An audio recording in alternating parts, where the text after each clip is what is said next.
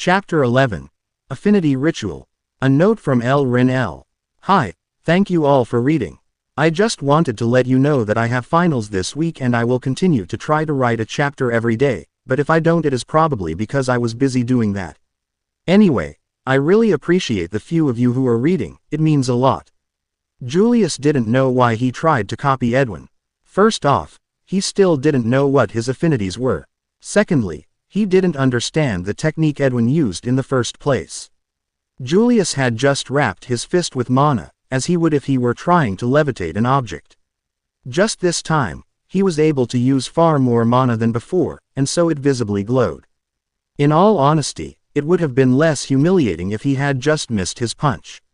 However, that reminded Julius that he still needed to do the ritual that determined his affinities.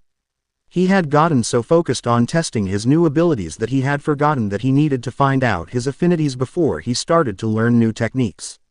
As such, the three of them were walking to the basement where Julius had done his baptism. Lucas was still smiling and teasing Julius along the way, while Edwin was trailing behind them, just shaking his head and averting his gaze every time he looked at Julius as if he were ashamed of him. Julius already knew that he wasn't going to live this one down for a very long time. Lucas had already coined a name for his technique.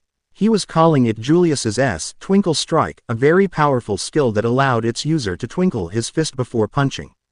Its primary function was to confuse the opponent into thinking it was actually going to do something, but in reality, it was just a glorified fist-shaped lantern. Julius took the teasing in stride. He knew it would eventually blow over, and he had to admit it was funny.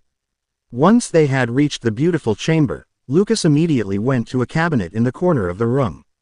Lucas reached into it and pulled out a large handful of glowing mana stones alongside a cube-like object. He then placed them around where the pedestal for his baptism had been. The pedestal was no longer there, but he noticed complex lines intersecting each other into a runic pattern. Julius wasn't well versed in runes. However, he knew they were considered one of the more difficult fields of study in academies, and any runemaster would have a bright future ahead of them, with plenty of opportunities. Julius was initially interested in learning runes, but it seems like runes were similar to language comprehension. That was something Julius wasn't good at in his previous life, nor this one either. It seemed like Julius understood things better by hitting them or being hit by them. It made him realize that he was sort of a meathead in a way. If he hit a wall in learning something, he was more likely to just find a way to go through it, instead of around it. Solving most of his problems by just being stubborn. Which, when he thought about it, was a talent in itself. Feeling self-assured again, he paid attention to what his uncle was doing with the ritual. Lucas had placed the mana stones equally along the border of the circle. There seemed to be around a dozen marble-sized mana stones encircling the cube. "Hey, Twinkles, come over here," Lucas said to Julius. Julius pretended to ignore his annoying uncle, looking away at the murals decorating the room. His uncle snickered at Julius's antic. Instead of waiting for him to come over voluntarily, he decided to bring Julius to him. Julius was snatched from where he stood and carried to the center of the ritual. Julius barely felt any mana used to achieve this. He felt another force being used. He couldn't quite determine what it was, but he suspected it was some aura ability that his uncle and Edwin had hinted at before. Levitating objects with mana was easy, but something that had a will was much more difficult. The only way to levitate someone was to override their will with their own will. Julius didn't quite get it, but it was impressive how easily his uncle managed it nonetheless.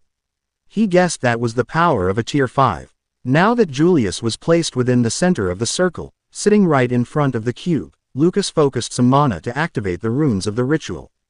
"Place your hands around the cube," his uncle instructed. Julius complied and immediately felt himself getting bombarded with mana from all directions. He wasn't absorbing the mana. It was flowing through him. There was a slight discomfort, but not too bad. It was comparable to getting rinsed down by a very powerful hose. A couple of minutes passed before it ended. Julius had no idea what the purpose of that was, but Lucas plucked the cube from his grasp. Julius was curious about what had just happened. What was that and how does it determine my affinities? He asked the two of them. His uncle chose to answer him. It takes a few days to prepare, but during this time, the runic circle absorbs mana from the atmosphere. The reason for this is that the ritual needs to have enough mana for each affinity to test. Most affinities are present in the natural world in ambient mana, so it only takes time to accumulate. It then distributes the mana throughout your body.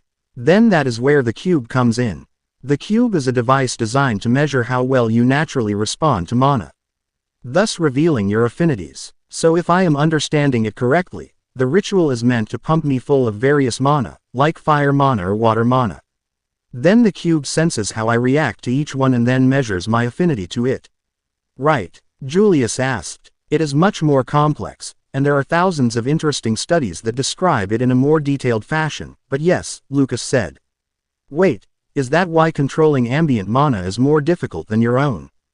Julius had another question. Yes, there are many affinities that make up ambient mana, and most people only have an affinity to a few, so if the ambient mana is comprised of only 1% of the mana of your affinity, it would obviously be harder to control, Lucas explained. That is why it is important to find your affinity once you create your core. Because your core is now able to generate mana on its own, you should logically want to produce mana you have the most affinity for. That would mean that his core would produce only what he focused on. He knew people could have multiple affinities. But if he had a fire and a water affinity, would it be better for him to just choose one or the other? Hypothetically, if I were to have two affinities, does that mean I would focus on one, or could I balance each one out? Julius asked. You could. It has been a long-time debate of whether to diversify or specialize in affinities. Both have their pros and cons, but in the end, it comes down to personal preference, Lucas said. That made sense to Julius. It was a decision he had to make, whether to be a jack of all trades or focus on a single aspect. If he focused on one, he would probably be able to practice it much more frequently, but it also left him open to bad matchups. What if someone had an affinity that had an advantage over his?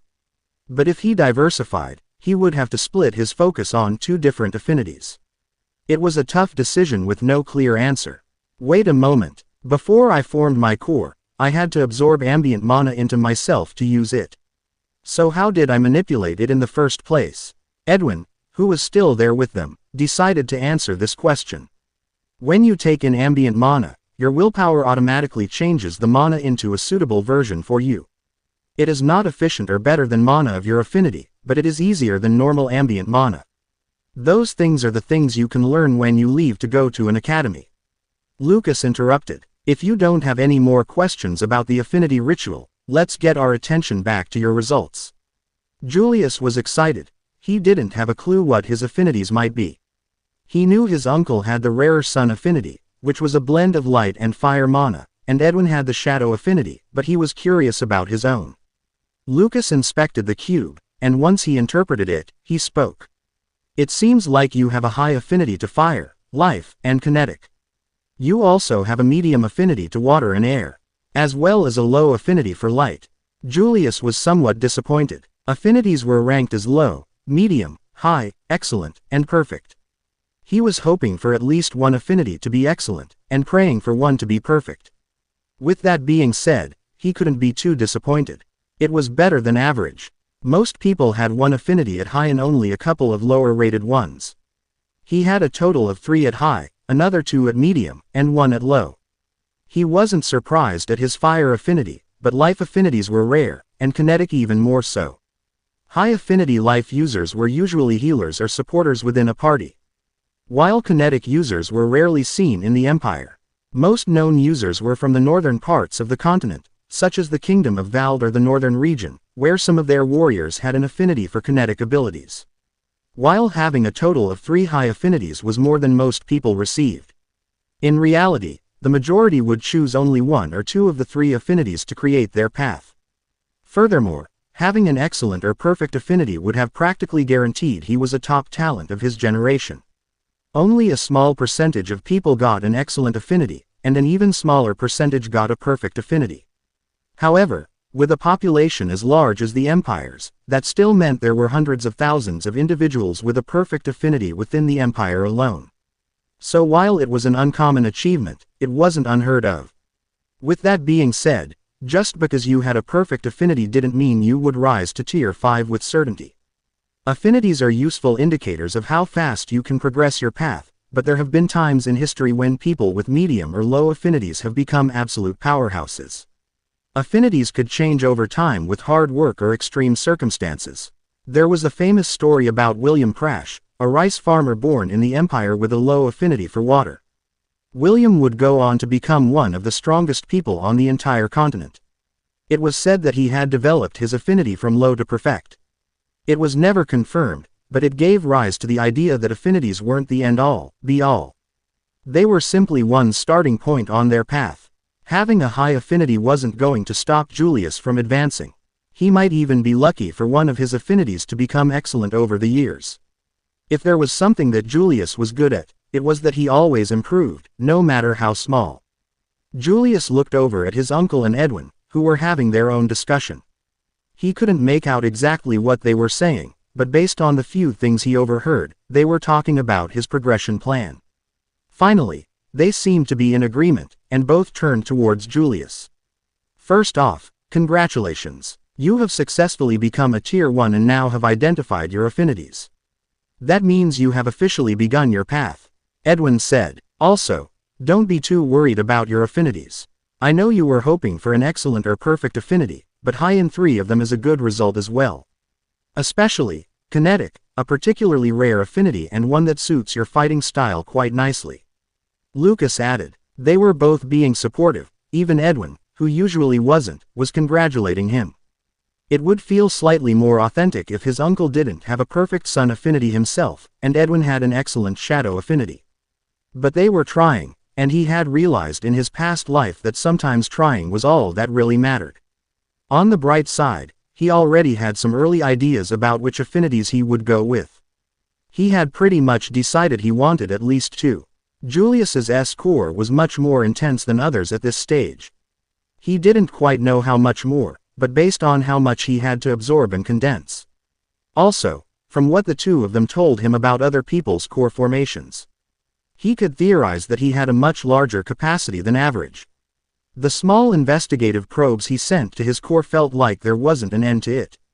Even the light show he tried with his fist had used a massive amount of mana, but it didn't even make a dent in his reserves. Therefore, he thought it wouldn't be a necessarily bad idea to diversify his affinities. He wouldn't have the issues of splitting up his meager resources if the assumption of his large capacity were correct. Hence, the main issue would be having enough time to practice multiple affinities rather than just one. However, Julius had a wonderful plan for that as well. It was a simple but genius plan. Practice. All he needed to do was to practice smarter and, more importantly, practice harder. Simple really. Chapter 12. Meeting New Faces. All 3 of them were back at the training yard. It was one of many around the estate, which was why Edwin and Julius were left undisturbed most of the time. However, it seemed like between the time they were last out here and did the ritual, someone had decided to use it as well. There were 2 people training. One was a young teenager who looked a little older than Julius, and another man who looked around his early 20s.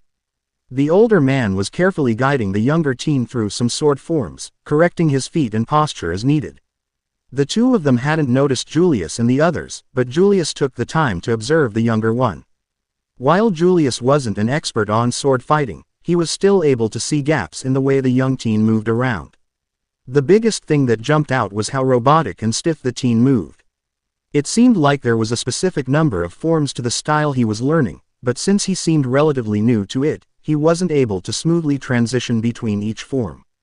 Finally, the older man noticed them and immediately looked at his uncle. He then stopped the young teen from practicing and bowed deeply. Greetings, Patriarch. I wasn't aware you would be using the training yard at this time. I apologize, we will continue elsewhere. The man said. Lucas smiled at the man and said, Don't worry about it, Frederick. There is plenty of room for all of us. I see that you are showing Tristan the Imperial sword art.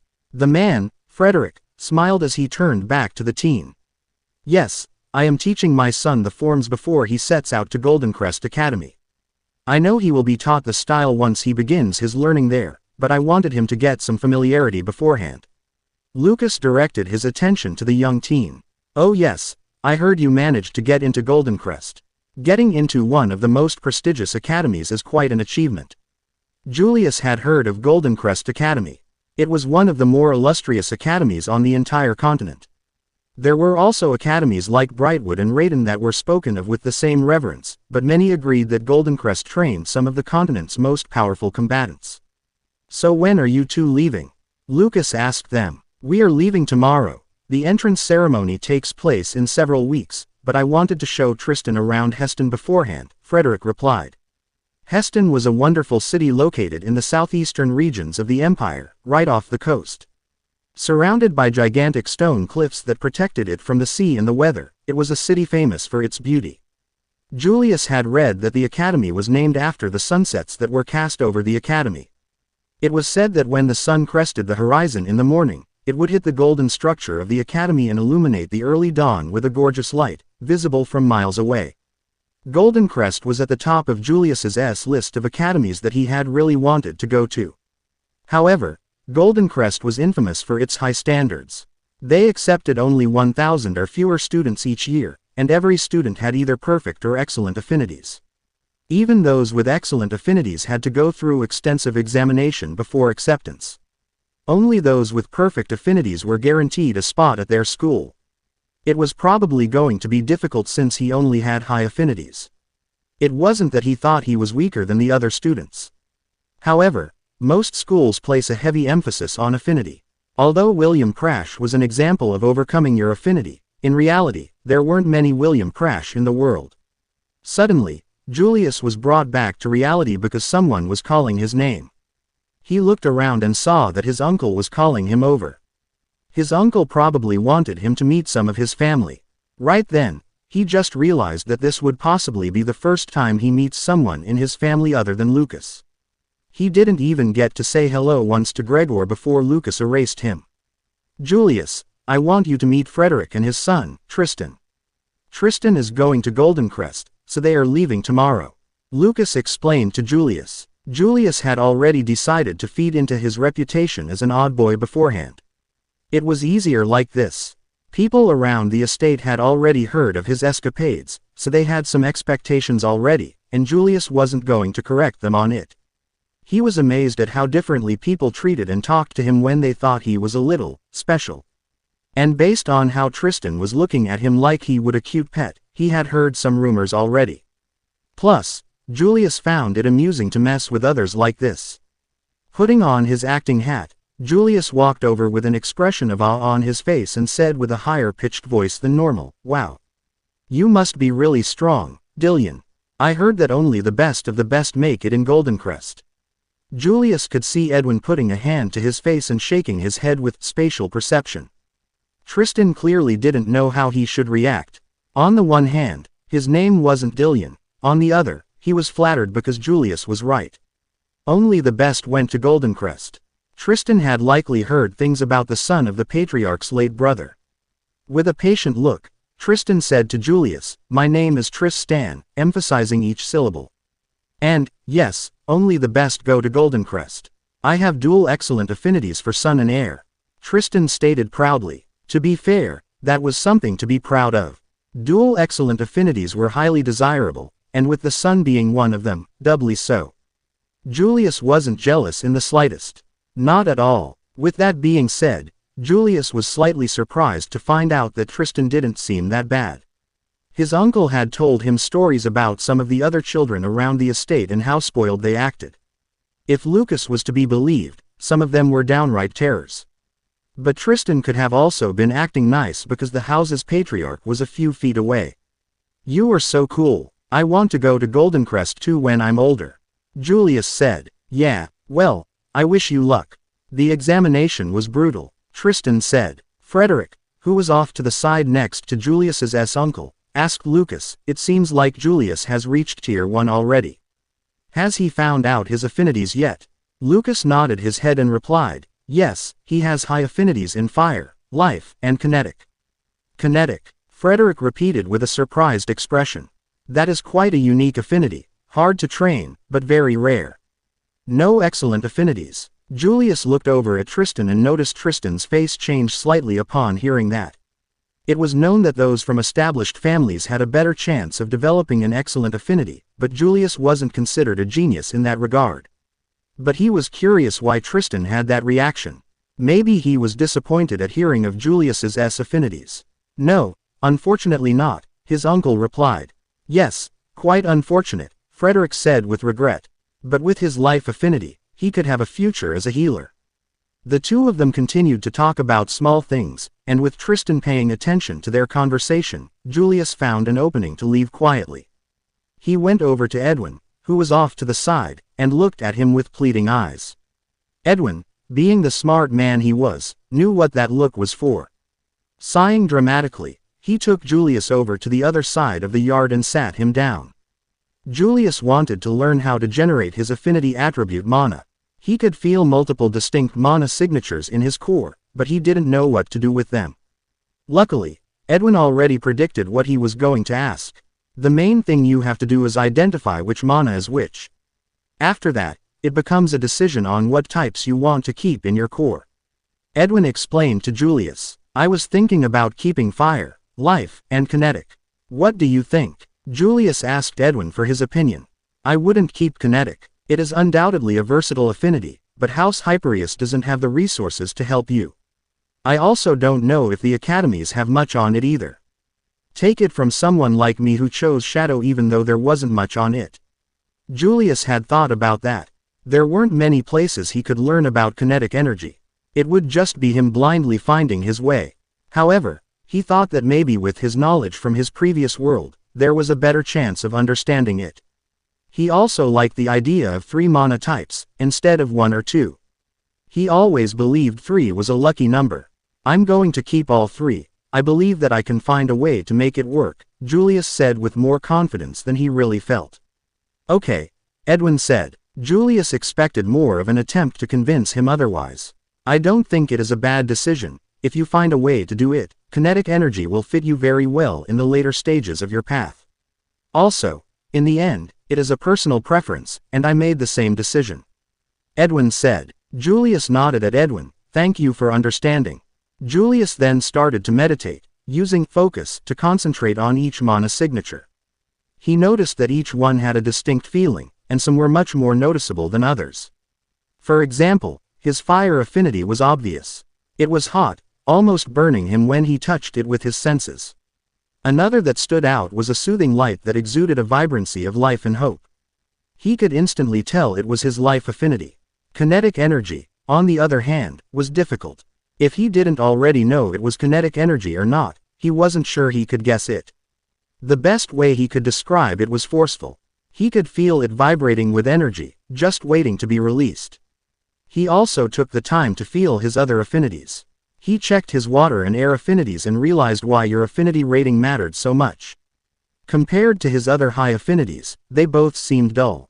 For his 3 high affinities, he could instinctively feel what they wanted to do and connect with them on a deep level. But for water and air, they just felt like a pane of glass separated them from him. Light was even worse. He could barely notice its presence and it was similar to a small grain of uncooked rice in a bowl of cooked rice. It took him a while to find it, and if he wasn't looking for it, he wouldn't have seen it. After getting a good sense of each of his affinities, he got to work on the easier part. Separating what he wanted to keep and what he didn't. It was a simple process. His core worked in tandem with his intent, so if he wanted to get rid of affinity-attributed mana in his core, it would automatically remove it. He didn't know how long he sat there, but by the end of it, he had 3 distinct kinds of mana in equal quantities in his core. Edwin had mentioned that once he decides which affinities to focus on, his core will generate mana on its own. He also had a notification awaiting him. Focus has reached threshold. Focus LVL7 to focus LVL8. That was a nice surprise. He was looking forward to what kind of evolution his skills would go through once he reached level 10. When Julius opened his eyes, he noticed Edwin sitting next to him, reading a book on a chair he got from who knows where. Lucas, on the other hand, wasn't anywhere to be seen, nor were Frederick and his son. They must have left while Julius was meditating. How long was I out? Julius asked Edwin. Edwin took a moment to finish whatever sentence he was at and looked at Julius. Around an hour, give or take.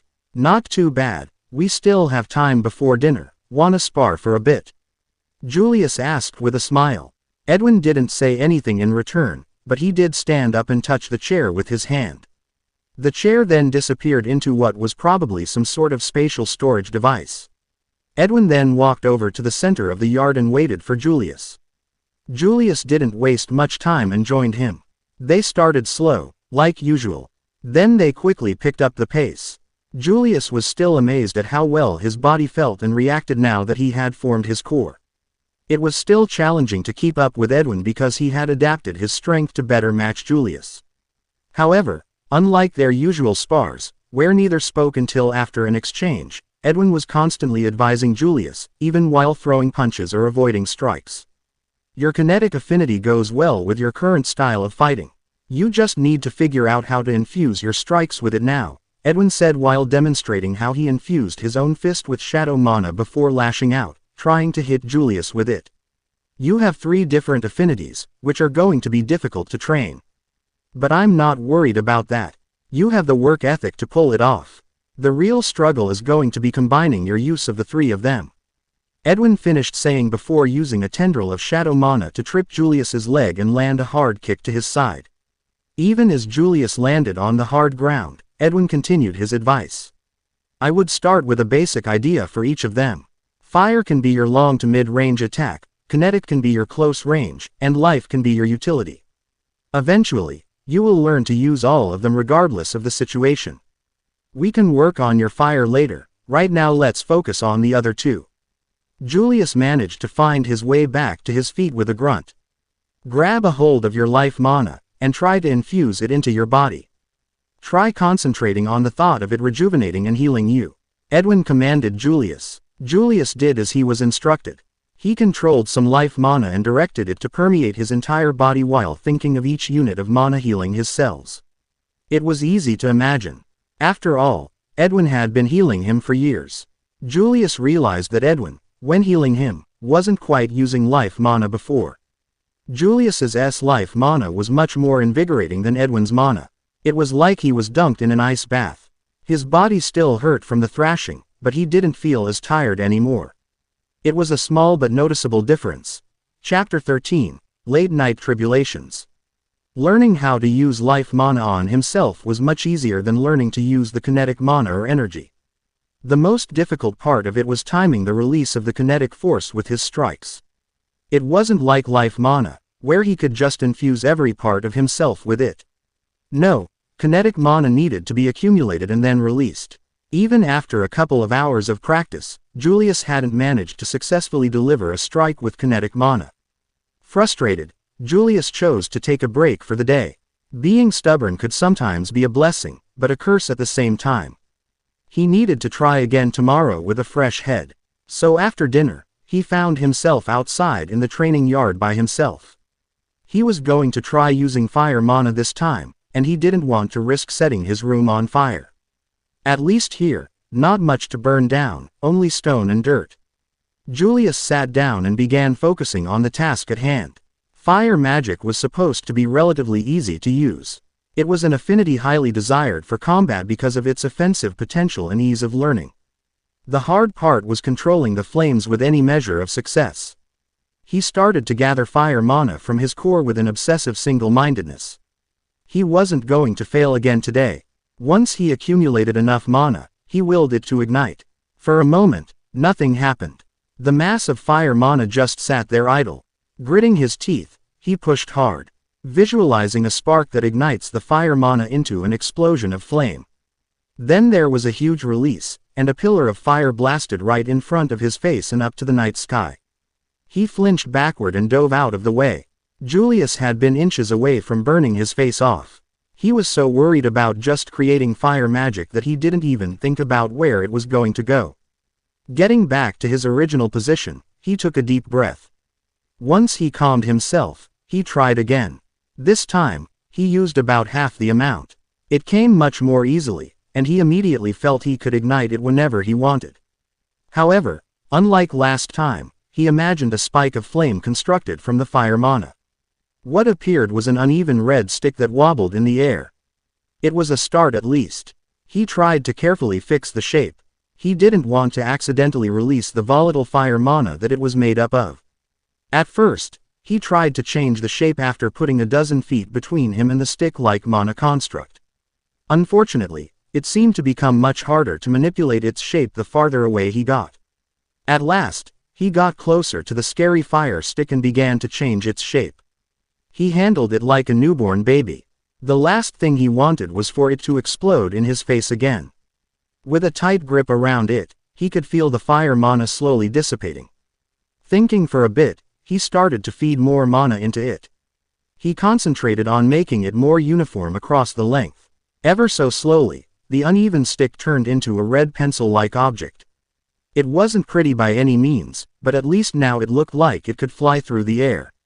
Excited, he quickly aimed the fire arrow at the nearest training dummy.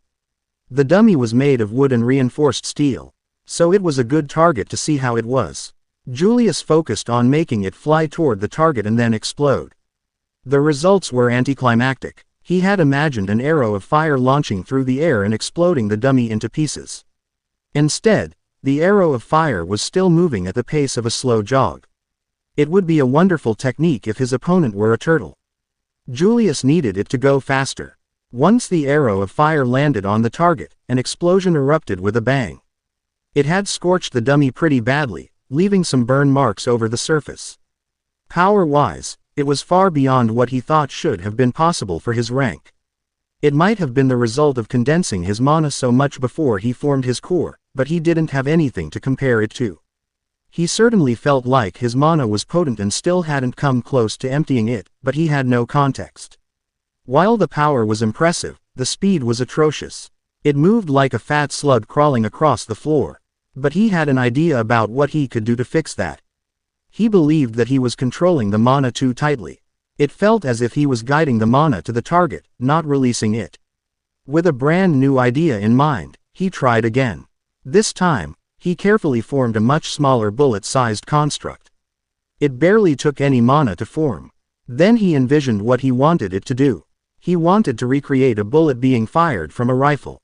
Hence, he wanted to create an explosion behind the actual projectile that would generate enough force to shoot it towards his target. The only issue he could foresee was that the mana construct would not be able to handle the force of the explosion and would just blow up instantly. Therefore, Julius wanted to start slow. At first, he wanted to create an explosion that would shoot the fire bullet at a reasonable speed. Something he felt like he could control, or at least that would keep the bullet together so that it wouldn't blow up in his face. Julius held the bullet a foot away from him and focused on creating a small burst of energy behind the bullet. He immediately stopped what he was doing. Was he dumb or something? Why would he think setting off a small bomb in front of his face was any better? He had seen what that small, deformed arrow had done to the target. If that was his face, he might have gotten seriously injured or even killed. He was so set on creating little fire bombs that he could shoot at enemies that he forgot that most fire users did not use fire mana in this way.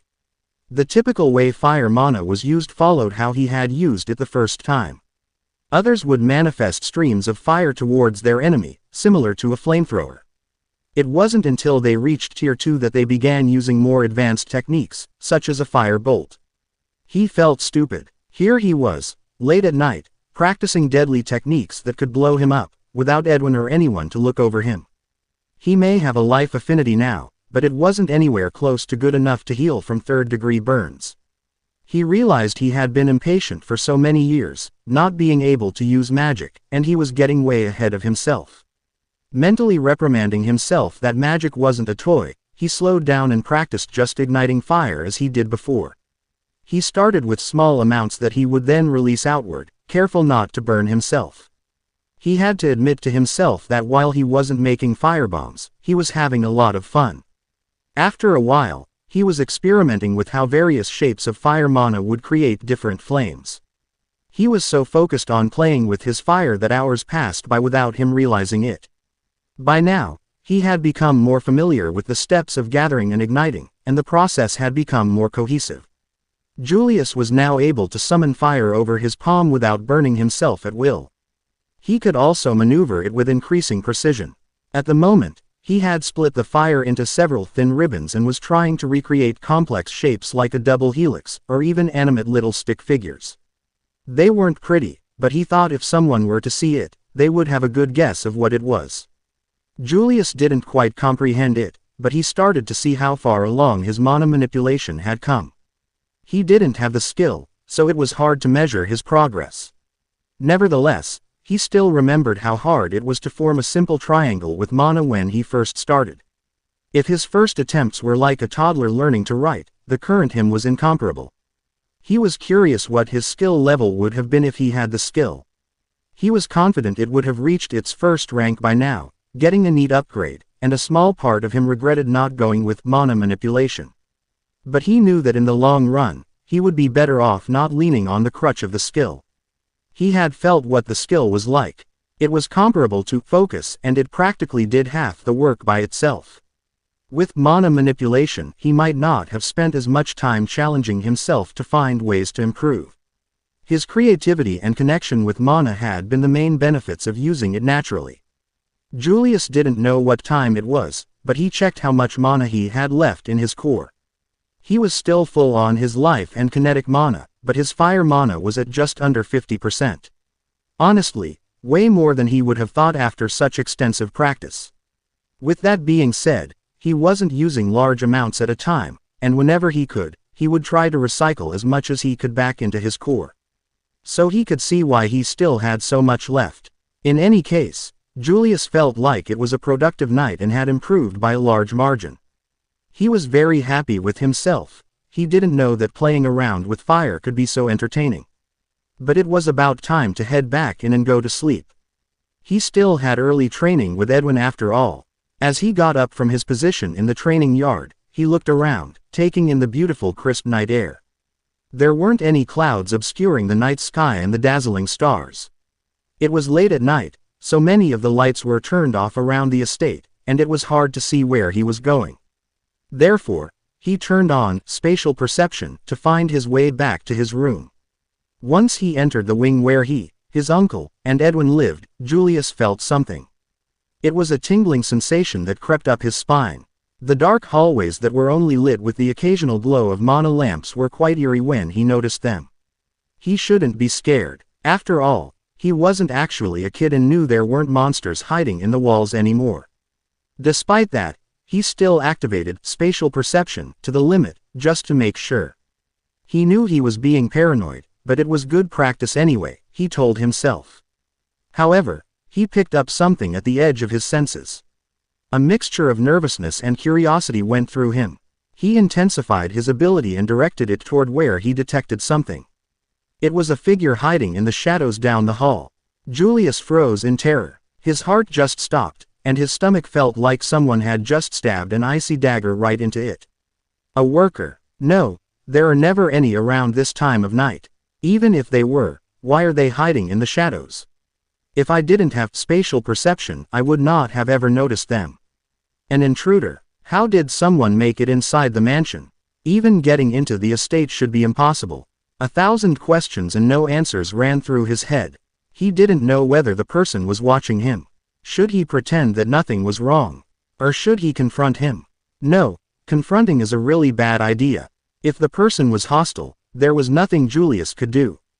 You didn't just break into House Hyperius's property without some strength backing you up. Luckily, the person should not have been given any reason to notice Julius. To his knowledge, spatial perception didn't let others know he could perceive them. Okay, so pretending I didn't notice him is my first step. But what do I do after that? Julius started to walk again like nothing had happened, making his way to his room. He was so anxious and scared.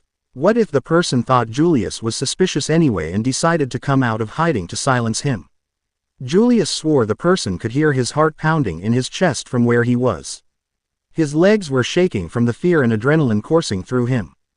Julius needed to figure out a plan quickly. There wasn't much time left before he reached his room, and once he got there, he wouldn't have another chance. He couldn't just go into his room and hide. If they were here to harm them, hiding inside his room would just guarantee his death, as well as Lucas's and Edwin's. The first thing that popped into his head was alerting Edwin and Lucas to the danger.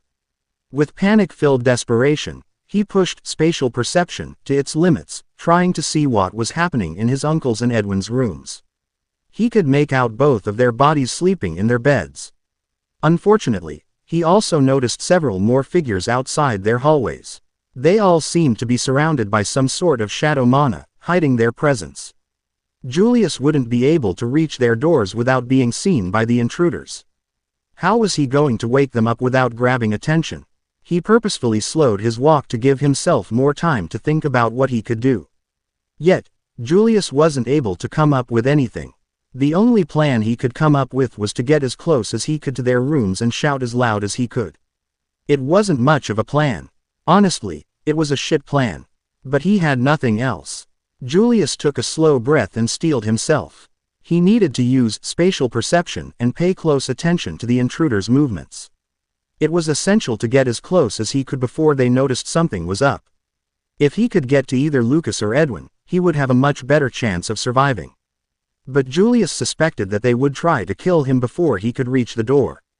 Acting as casually as Julius could, he walked towards Edwin's door. It was the closet of the two and was 20 paces down the hall from his room. At the moment, 20 paces felt like crossing the ocean. He could feel all the intruders' gazes shift towards him as he passed the door to his room. Julius faked a yawn and stretched, trying to lower their guard even a little. 15 paces away, they probably realized that Julius had just walked past his door and was walking toward the others. Keeping his focus on every inch of their movements, Julius was ready to act at the slightest indication they were going to stop him. Spatial perception was the only thing going for him. They didn't have a reason to suspect him of knowing they were there. 10 paces. Julius felt the one who was closest to Edwin's door shift ever so slightly. Fortunately, they were the only person who seemed likely to make a move at the moment. The rest were still just tracking him from the shadows with their eyes. 5 paces. The person seemed to grow suspicious of Julius and removed a small knife from inside his clothing. Then he stood up and slowly walked towards Julius's position. Julius finally arrived right in front of Edwin's door. The person was now just a few steps behind him, silently getting closer. If it wasn't for his skill, he would have never known he was there. Julius was unable to fully control his breathing, and his hands were slick with his sweat. With a jolt of fear, he felt the person's muscles tense. Julius was able to recognize the telltale signs of when someone was about to strike. Unbelievably fast, the intruder delivered a strike at his head that would have killed him.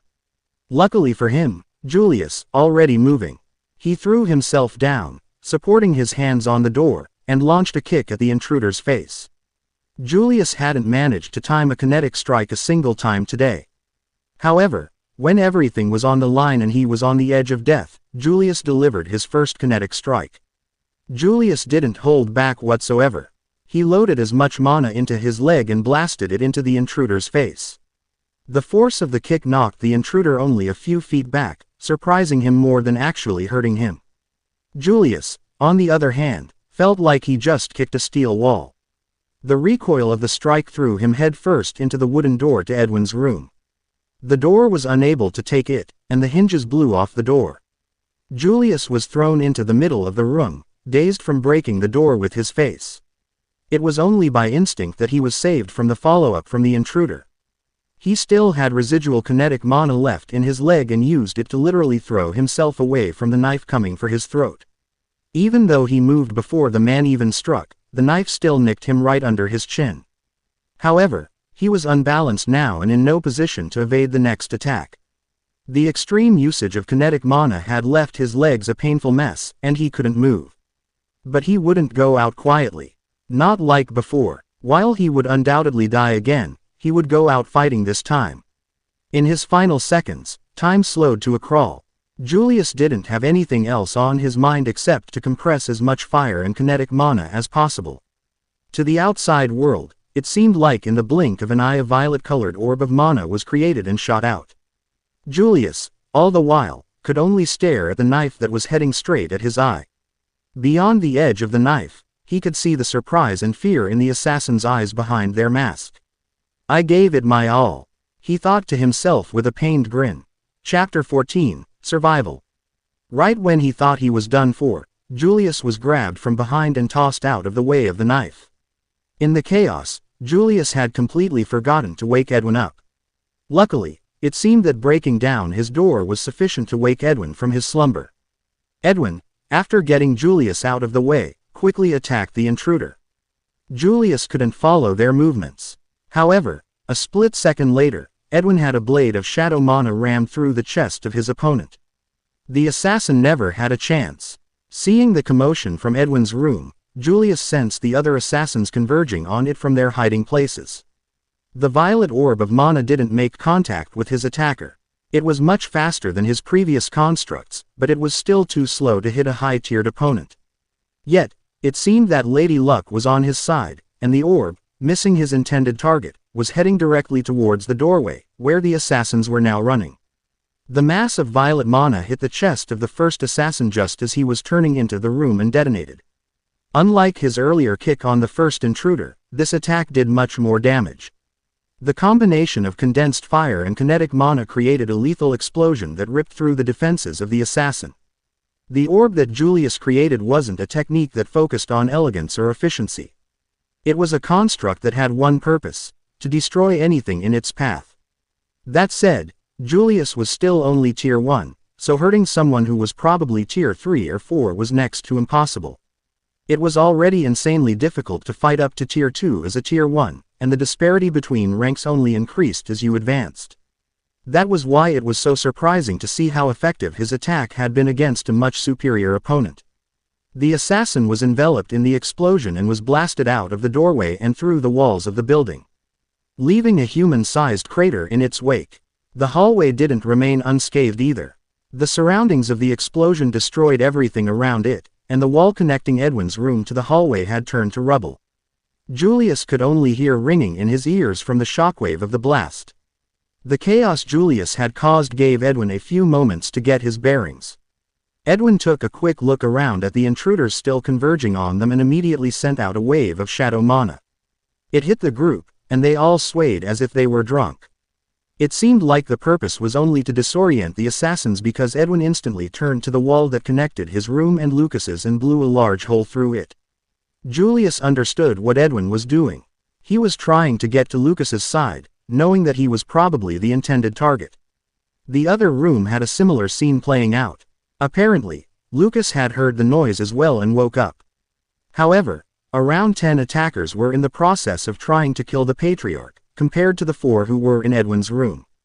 It seemed their true target was the Patriarch of House Hyperius. Despite being heavily outnumbered, Lucas was holding his own.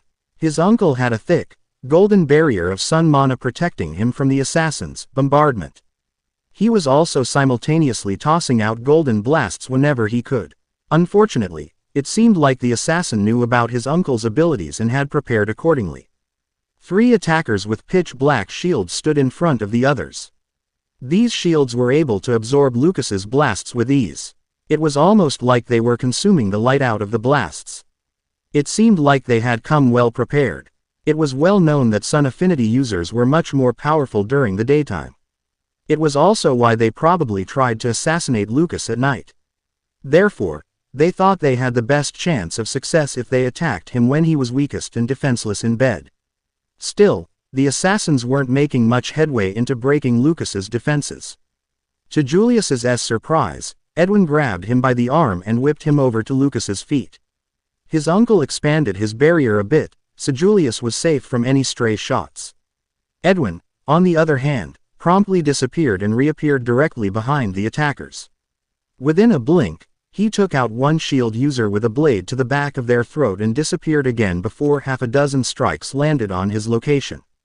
This time, he reappeared several steps to the side and launched the same wave of mana he used in the other room at all of them. Disoriented, the attackers didn't focus on Lucas, who had swept a narrow disk of condensed mana at the distracted intruders. It managed to cut through 4 of them like they were clay. The other 4 from the other room had made their way over, and now there were 9 opponents against Edwin, Lucas, and Julius. They also didn't leave any more gaps for Lucas to exploit. Every attack from him was blocked by those black shields. Julius just sat there behind the barrier, watching. He was aware he was more of a liability than anything else. Because he was there, Lucas was forced to continue protecting him within the barrier. He constantly pulsed spatial perception, making sure nothing snuck up on them. But the intense usage of it was putting a large toll on his brain. His legs were still a mess, even with him sending as much life mana as he could down into them. The only thing he thought might help was to try to replicate that violet mana orb again. He didn't know exactly how he did it, but it was the only thing he had done that caused actual damage. Taking a deep breath, he tried to remember that feeling. Ever since he successfully delivered that kinetic, empowered kick, a switch seemed to flick for Julius. Kinetic mana was now more responsive than before. It was as if once he had done it, his body wouldn't let him forget it. Julius vaguely seemed to remember getting a notification during the chaos. So, before he tried to recreate the orb, he wanted to quickly check to see if there was a skill available. Any increase in strength would be useful, right, and might be the difference between life and death. Spatial perception has reached threshold. Spatial perception LVL 16 to spatial perception LVL 17. Spatial perception has reached threshold. Spatial perception LVL 17 to spatial perception LVL 18. Focus has reached threshold. Focus LVL 8 to focus LVL 9. He got 2 consecutive level ups in spatial perception and 1 in focus. It must have been the pressure he was under with the threat of death. It was an open secret that skill levels correlated with the amount of stress your soul endured. But he didn't think it would have been this drastic. There were more notifications. Would you like to learn the skill Kinetic Release? Would you like to learn the skill Thermal Compression Uncommon? He was offered 2 skills, and one was even uncommon. Learning an uncommon skill without evolving an existing general skill was difficult. Not many were able to achieve it. He had a feeling it was because of his years of compressing his own mana. Julius had accepted both of them without a second thought. They might not be what he wanted in the long run, but if he survives the night, he could always remove them later. Congratulations, skill Kinetic Release acquired. Congratulations, skill Thermal Compression Uncommon acquired. While Julius was fooling around with his new skills, Edwin and Lucas were fighting the remaining assassins. Feeling bad for being dead weight, he focused on his task. Thermal compression, unsurprisingly, was related to how Julius compressed his fire mana to its limit, and kinetic release was similar to what he had done with his kick to the assassin's face. While they weren't new variations of his abilities, these skills made a large difference already. He could feel them starting to activate on their own, with just the thought of it. He began to load fire mana into another orb, while also trying to add kinetic mana on top of it. However, the way the kinetic mana was interacting with the fire mana did not feel the same as before. Earlier, the fire mana and kinetic mana seemed to swirl together inside, feeding off one another's energy. Therefore, he started to spin the mana inside the orb, not worrying about controlling each mana type separately, just trying to mix them together like in a blender. While he continued dumping mana into the orb, it started to spin faster and, as a result, compressed even further, thermal compression making it practically automatic. He took much longer to form it compared to his previous one, but this time it felt stronger. After almost 10 seconds, he finally held in front of him an orb of compressed fire and kinetic mana. It was still a violet color but was now rapidly swirling within its confines. The mental toll it took to control this much mana together, all while feeding it 2 separate mana types, was massive. On top of his generous use of spatial perception, his brain was just about to melt into a puddle. Julius didn't know whether Lucas's barrier only stopped external attacks or allowed attacks from the inside to be sent out. It looked like Lucas's own attacks went through without a problem, but it might just be because it's his technique. So, Julius tapped his uncle's side to gain his attention. Lucas Pav. Lucas had been observing Julius create the orb while he was defending and attacking the assassins. Truthfully, he was shocked at how much mana Julius had managed to fit inside the orb. Julius always seemed to have a talent for condensing mana. Furthermore, Lucas was also aware of the unnatural purity of Julius's mana after his baptism. It was unknown to him why Julius had such rich mana at Tier 1, but it was only a benefit to Julius and subsequently, House Hyperius, so Lucas didn't pry. These factors, combined with Julius's high mana capacity, put Julius far above any Tier 1 Lucas had ever met. He would never tell Julius this, but just off of pure raw mana, Julius was at the level of a Tier 2 combatant. It seemed that Julius himself had no idea how far ahead he was compared to other children his age. His isolation left him without anyone to compare himself to, and Edwin's brutal training made Julius's foundation unbelievable. Lucas truly believed that Julius would reach Tier 5, maybe even Tier 6 someday, as long as he lived long enough. He needed to make sure Julius survived no matter what. If Julius reached his potential, House Hyperius's success was assured. Julius Pov. After getting Lucas's attention, Julius didn't even need to say anything. Lucas just opened a small gap in his barrier around the size of the orb, and Julius quickly shot the orb right toward the attackers. It seemed like Edwin had taken care of one assailant in the meantime. Still, the two remaining with shields were the biggest threats. Those shields seemed to be specifically made to counter sun magic, and they needed to be taken care of before anything else. Julius used kinetic release to use up some of the charge he built up on the outside of the orb. Unlike his prior attempts, where he tried to use explosions to propel the construct, the kinetic mana was much more delicate with the orb. The kinetic mana acted like a jet thruster, pushing force in one direction and the orb speeding toward the other. This meant the orb was much faster than any previous attempt. The shield-bearing figures noticed the projectile and braced themselves against the incoming orb. Edwin, once he saw what Julius was trying to do, teleported away from the group and shot another wave of shadow mana. It didn't do as much as it did the first time, as they were prepared for it, but it still staggered them. The orb hit the shields with a monstrous force, detonating on impact. The shield users themselves stumbled backward. The shock was evident in their eyes. They weren't expecting such a blow from a child. One of them even almost lost his grip on the shield. Edwin immediately capitalized on this opening and the confusion. He teleported directly overhead and released a massive blast of shadow mana that shredded the one who had almost dropped the shield and took the entire left arm from the other. With only one more shield user, who was half crippled, Lucas made his move. He surrounded the remaining assassins with golden light. The soul shield was trying to absorb as much of the mana as it could, and the others were desperately flinging spells at Lucas, but it wasn't enough. Lucas powered this move with enough mana that it had completely overpowered whatever effect it had.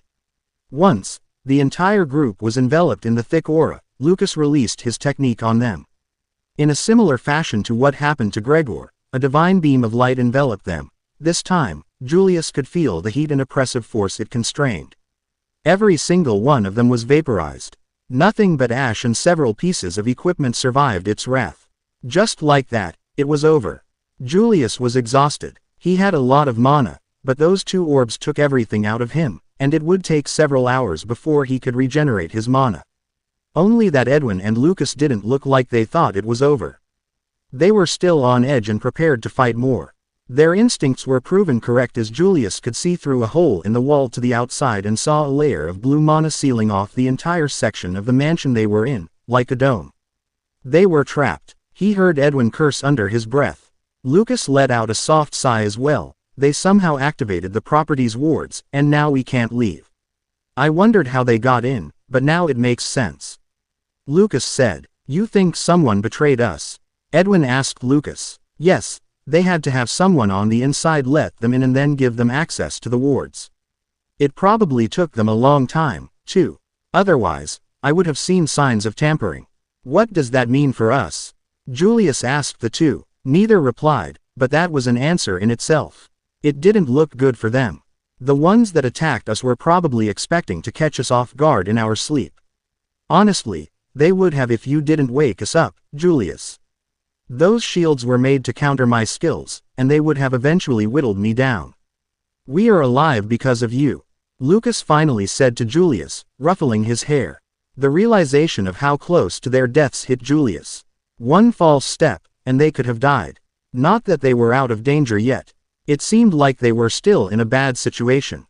I only noticed them because I felt something was off, and spatial perception picked up on them hiding in the shadows. Julius paused for a moment. Were they from the Gentian clan?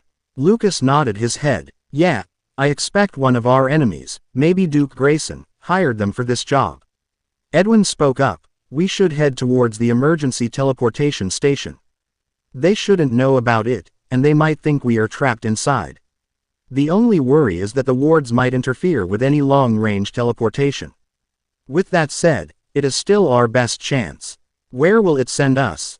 Julius asked. It is supposed to send us to a corresponding teleportation station in one of our safe houses. It should be the one in Celestia. Lucas said. Julius hadn't heard much about Celestia, only that it was the nearest city to the estate and where House Hyperius held many of their holdings. But it seemed like that was their next destination, assuming they got to the teleportation station first. Chapter 15, Teleportation Formation. The three of them quietly made their way to the station. Julius didn't know what was happening outside the ward. He didn't see or hear anything. It was odd. Nobody was coming to check on their patriarch. Admittedly, there weren't many combatants on the estate, but Julius still expected some like Samuel or others to investigate. However, there was no noticeable attempt to help the three of them out. The fact that someone who had access to the property's wards had betrayed them, plus the fact that nobody was coming to help, was a troublesome sign. This was all looking very shady. That said, Julius didn't understand enough about the family's political environment to make any speculations. The way to the emergency teleportation was too quiet. There wasn't a single sound except for the shuffling of their feet. The station was set up beneath the dining room, in a hidden underground chamber. Edwin moved a large shelf that covered up the entrance to the chamber. However, Julius got that feeling again, the one he got earlier when walking back to his room. Using spatial perception, he tried to see beyond the door, but due to his overuse of the skill or something else blocking it, he couldn't see what was behind it. He quickly placed his hand on Edwin's, who was about to open the door. I can't see what's inside. Something feels off, Julius said. Surprisingly, Edwin looked at Julius and seriously contemplated what he just said. It seemed like Edwin trusted Julius's judgment and took his words to heart. We don't have many other options, Edwin finally said. I know that, but if it's a trap, we don't need to waltz right into it, Julius argued. You're right, Edwin. You should hide while Julius and I enter, then come in from behind. If someone is waiting for us, they might just think it is the two of us. Lucas said from behind Julius. Edwin thought about it and nodded his head, quickly disappearing from view. Lucas summoned his golden barrier again, placed his hand on the door, and opened it. Inside was a dark space with a glowing platform at its center. Julius nervously looked around, scanning the surroundings with spatial perception. It seemed like the skill worked again once he got inside. Before he could even react, a wall of blue flame smothered the golden barrier. Julius could feel the intense heat from inside, roasting him like a chicken in the oven. The barrier that had held against all the assassins' attacks earlier was now showing signs of cracking at the edges. The wave of fire finally let up, and Julius saw several figures standing before a platform. He didn't immediately recognize any of them, except for one. The man standing directly in the middle was Samuel, the same man who was at his baptism and who was supposedly a loyal member of House Hyperius. It seemed he no longer felt that way. Lucas didn't look that surprised, only angry and disappointed. Samuel, Lucas said quietly while staring directly into his eyes. I'm sorry, Lucas. We received an offer from Duke Grayson that guarantees House Hyperius's safety. But it came with one condition, Samuel apologized, sounding quite ashamed, to Julius's surprise. What was it? To slit your own family's throat in their bed? Lucas needled at Samuel. Samuel shook his head. Don't be like that. You know that the house comes before everyone, even you. Yes, but we don't sell out each other, Lucas said. What did you expect? We are stranded in the middle of the ocean, and there's blood in the water. Everyone is coming after us to get a piece of our flesh. If we don't do something, House Hyperius won't survive.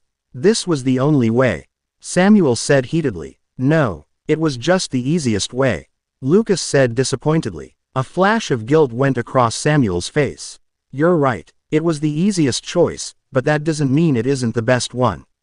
As Lucas and Samuel went back and forth, Julius took a look at the other figures in the room with them. Now that he was looking closer, there were half a dozen of them. He spotted a man and a woman who he thought were present at his baptism as well. This meant that Samuel wasn't just doing it alone, others in the house went along with this plan too. He also vaguely sensed Edwin. It was always hard to track Edwin when he hid, but Julius was so familiar with his presence that he could still feel a wispy aura sneaking its way to the platform. Lucas is distracting them so that Edwin has time to prepare the transport, Julius thought. It wasn't a bad idea. So far, it was their only chance out of this mess. Julius could feel the pressure exuding from the other figures. They were all on par with Samuel. Furthermore, Samuel was a tier 5, a strong one at that. So that must have meant that they were potentially facing 6 elite tier 5s. Lucas was their only tier 5 combatant. Edwin was only a tier 4, and Julius was a tier 1 who was physically and mentally spent, as well as having practically no mana. Even though Lucas was renowned for his ability to fight beyond his tier, fighting 6-on-1 while protecting a child was too tall a task. It was looking bleak, and Lucas seemed to understand this as well. His uncle looked at Julius with calm eyes. "Go," he said softly. Julius knew better than to argue and ran directly to the side of the room. "They don't know about Edwin yet. I just need to make it to the platform." All of a sudden, Julius felt a mountain crash over his back. Turning back, he saw his uncle shrouded in a golden aura, radiating immense heat and light. It was on a whole other level than when he was fighting the assassins. The pressure from his uncle physically affected Julius, and by the looks of it, the enemies were taking it even worse. Julius knew Lucas had been holding back for his sake, but it was astounding to see his uncle show his true strength. The strength that had protected House Hyperius for years. The might of a tier 5 with a perfect sun affinity. This was the power of those at the top of the continent, the power that Julius sought. Lucas and 3 of his opponents were in the air, trading attacks back and forth, while the others on the ground were sending their own techniques at Lucas. They were trying to corral him and box him in. But Lucas was too fast and too skilled. They were moving so fast in front of Julius's eyes that it looked like they were teleporting from place to place in bright sparks of light. Julius couldn't even see their figures anymore, just flashes of light dancing across the chamber. He could only tell which one Lucas was by the golden light. Several attacks managed to get near, but whenever that happened, a golden barrier would erupt around him, protecting Julius. Lucas was still protecting Julius, even as he was fighting 6 tier 5 opponents. It was unbelievable. Taking one last glance at the fight going on, Julius took off toward the platform. His legs were barely functioning at this point, even with Julius constantly infusing his legs with life mana. He promised himself that if he survived this, his first priority would be to learn a proper healing skill. Edwin should have been close to finishing the preparations by now. And by the looks of things, his uncle was more than occupying his opponent's attention. They were too busy trying not to die than to worry about a tier 1 child. Julius ran toward where he thought Edwin was, and the teleportation runes began to hum with mana. It seemed that Edwin had started it up. Julius stopped next to the still invisible Edwin and took the time to catch his breath, pumping his body with as much life mana as he could.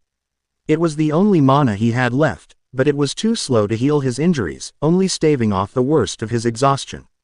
Unfortunately, it also seemed to draw the enemy's attention. A massive lance of blue ice crashed into the platform, shaking the intricate circuits being formed by the teleportation runes. Another lance followed directly after it. However, this time Edwin decided to reveal himself and intercept the ice lance. Shadow mana was not good for direct confrontations. It was for evading and misdirection. Regardless, Edwin used his body to deflect the lance away from the runes. He was unable to handle the force of the attack and was thrown off to the side. Still, that didn't stop Edwin from getting back up and deflecting another lance of ice. The woman who was sending the lances was still busy fighting Lucas, and her main focus was on his uncle, dodging thick pillars of light trying to spear her out of the air. It was the only reason the teleportation circle wasn't broken yet. Finally, Julius felt the mana settle down and realized it was ready to be activated. Samuel, while fighting Lucas, seemed to sense this as well. Therefore, he took his attention away from the fight and launched a rotating spike of dark red mana at the platform. Taking advantage of his distraction, Lucas was able to land a hit on Samuel's shoulder, severing his entire left arm. However, the damage was done. Edwin was busy blocking the ice lances with everything he had, and the attack landed directly onto the runic formation, cracking and shattering some of the links. Yet, in a twist of fate, it was also the trigger to activate the circle. Julius saw the panic look on Edwin's face as he was trying desperately to get to Julius's side. However, he was too late. The formation was activated, and Julius felt the mana release in a massive explosion. In an instant, Julius was enveloped by the mana. It felt like razor blades running across his skin. Whatever damage Samuel did to the transportation runes must have caused the formation to malfunction. Julius felt the formation grab him, twist him into a tiny ball, and shove him into a blender. He felt his skin was ripped apart and his bones were crushed into dust. He was absolutely sure that being transported was not supposed to hurt this much. It wasn't like he was instantaneously transported to another location either. He stayed stuck within a void for what seemed like an eternity, unable to see or hear anything. Even spatial perception said there was nothing around him. The only thing he had to keep him company was sensations of pain in his thoughts. Julius didn't know what happened to Lucas or Edwin. The worry he felt exceeded the pain he was in. The hopeful side of him believed that they would be all right, but the rational side of him spoke of a different outcome. As strong as Lucas was, the enemies would whittle him down like a pack of wolves until he ran out of mana or made a mistake. His thoughts turned into despair at the injustice of his situation. It seemed whenever he got close to people, they were always taken away from him. It was always something that was outside his control. His mother, father, and sister were killed by a drunk driver. His grandfather had died of cancer. Now his new family was likely killed due to the machinations of a powerful ducal house. He never had the chance to save them, because he was powerless. He was always either unable to or too weak to save them. Never again. I will never be powerless to save another person I care about again. His old world didn't have magic, but this one did. Julius swore that one day he would become powerful enough that he could control his fate. He wouldn't let it steal any more of his loved ones away. That was his vow. He would transcend fate. Chapter 16. Lost in the Woods. Julius woke up face down in the dirt. His body was in agony and the pain made him breathless. Gritting his teeth, he grasped some life mana from his core and sent it throughout his body. The small infusion took the edge off the pain and let him finally breathe again. He noticed something wet was pooling at his side, soaking his clothes. It smelled like rust and copper, and with a quick inspection, he confirmed it was his own blood. There was a gaping hole on his side and it was leaking out like a deflated water balloon. At this rate, he might die from bleeding out. He didn't know where it came from, but he needed to heal it fast or else he was going to die face down, ass up, in a pool of his own blood. If there were any time to create a skill for healing, it would be now. First, he had to focus on stopping the bleeding. He didn't have any tools or bandages to staunch it, but he checked his core and felt that he had some fire mana. It must have regenerated while he was unconscious. Rolling over, he concentrated on creating a jet of constant flame. It was hard to keep focused on it. His brain was muddled from either the blood loss or the pain. He couldn't tell at this point. But eventually, he managed to create a soft red flame over his palm. Then, gently lifting his shirt with the other hand, he pressed the fire directly onto his wound. Julius couldn't even scream, choking on his tongue in silent agony. The smell of burning flesh wafted from his torso. Once he felt like he cauterized the wound and could no longer take the pain, he released the flame and started to gather life mana towards his side. Julius had understood something about life mana. It was different than fire and kinetic mana. Where fire and kinetic were like beasts that needed a firm hand to control, life mana was the opposite. It required a delicate touch and you needed to convince it to do what you wanted. That's what Julius needed to do. He had to envision it healing him while he softly infused life mana into his injuries. As he was delicately leading life mana into the location of the wound, he desperately tried convincing it to heal him, to save his life. It wasn't enough. The life mana was just floating around his wound, with no direction, just passively healing it. It was too slow. Julius tried to recall as much information as he had about healing. He wasn't a doctor, but he knew enough about biology to get by. He imagined the life mana visibly healing his tissue, taking oxygen in, and breathing life into his flesh. Rebuilding each cell of skin bit by bit. This caused a reaction. He started to feel his skin become itchy and feel his body requiring more mana to sustain this process. Julius let it have it all. But it wasn't enough. He needed something more. Thus, he used the same method he used for all of his magic applications, he just condensed the hell out of it. Julius didn't have the required knowledge to carefully finesse his mana to heal him. Therefore, he would just need to brute force it. Julius jammed as much compressed life mana into his wound as he possibly could. There was so much mana present, that his side started to glow a brilliant verdant green. Then, to his astonishment, his skin was seen visibly healing. Not very fast, but at this rate, his wound would be healed within 10 minutes. 10 minutes later, and with practically no life mana left, his side was healed. Admittedly, it was a horrendous job that any proper healer would be ashamed of.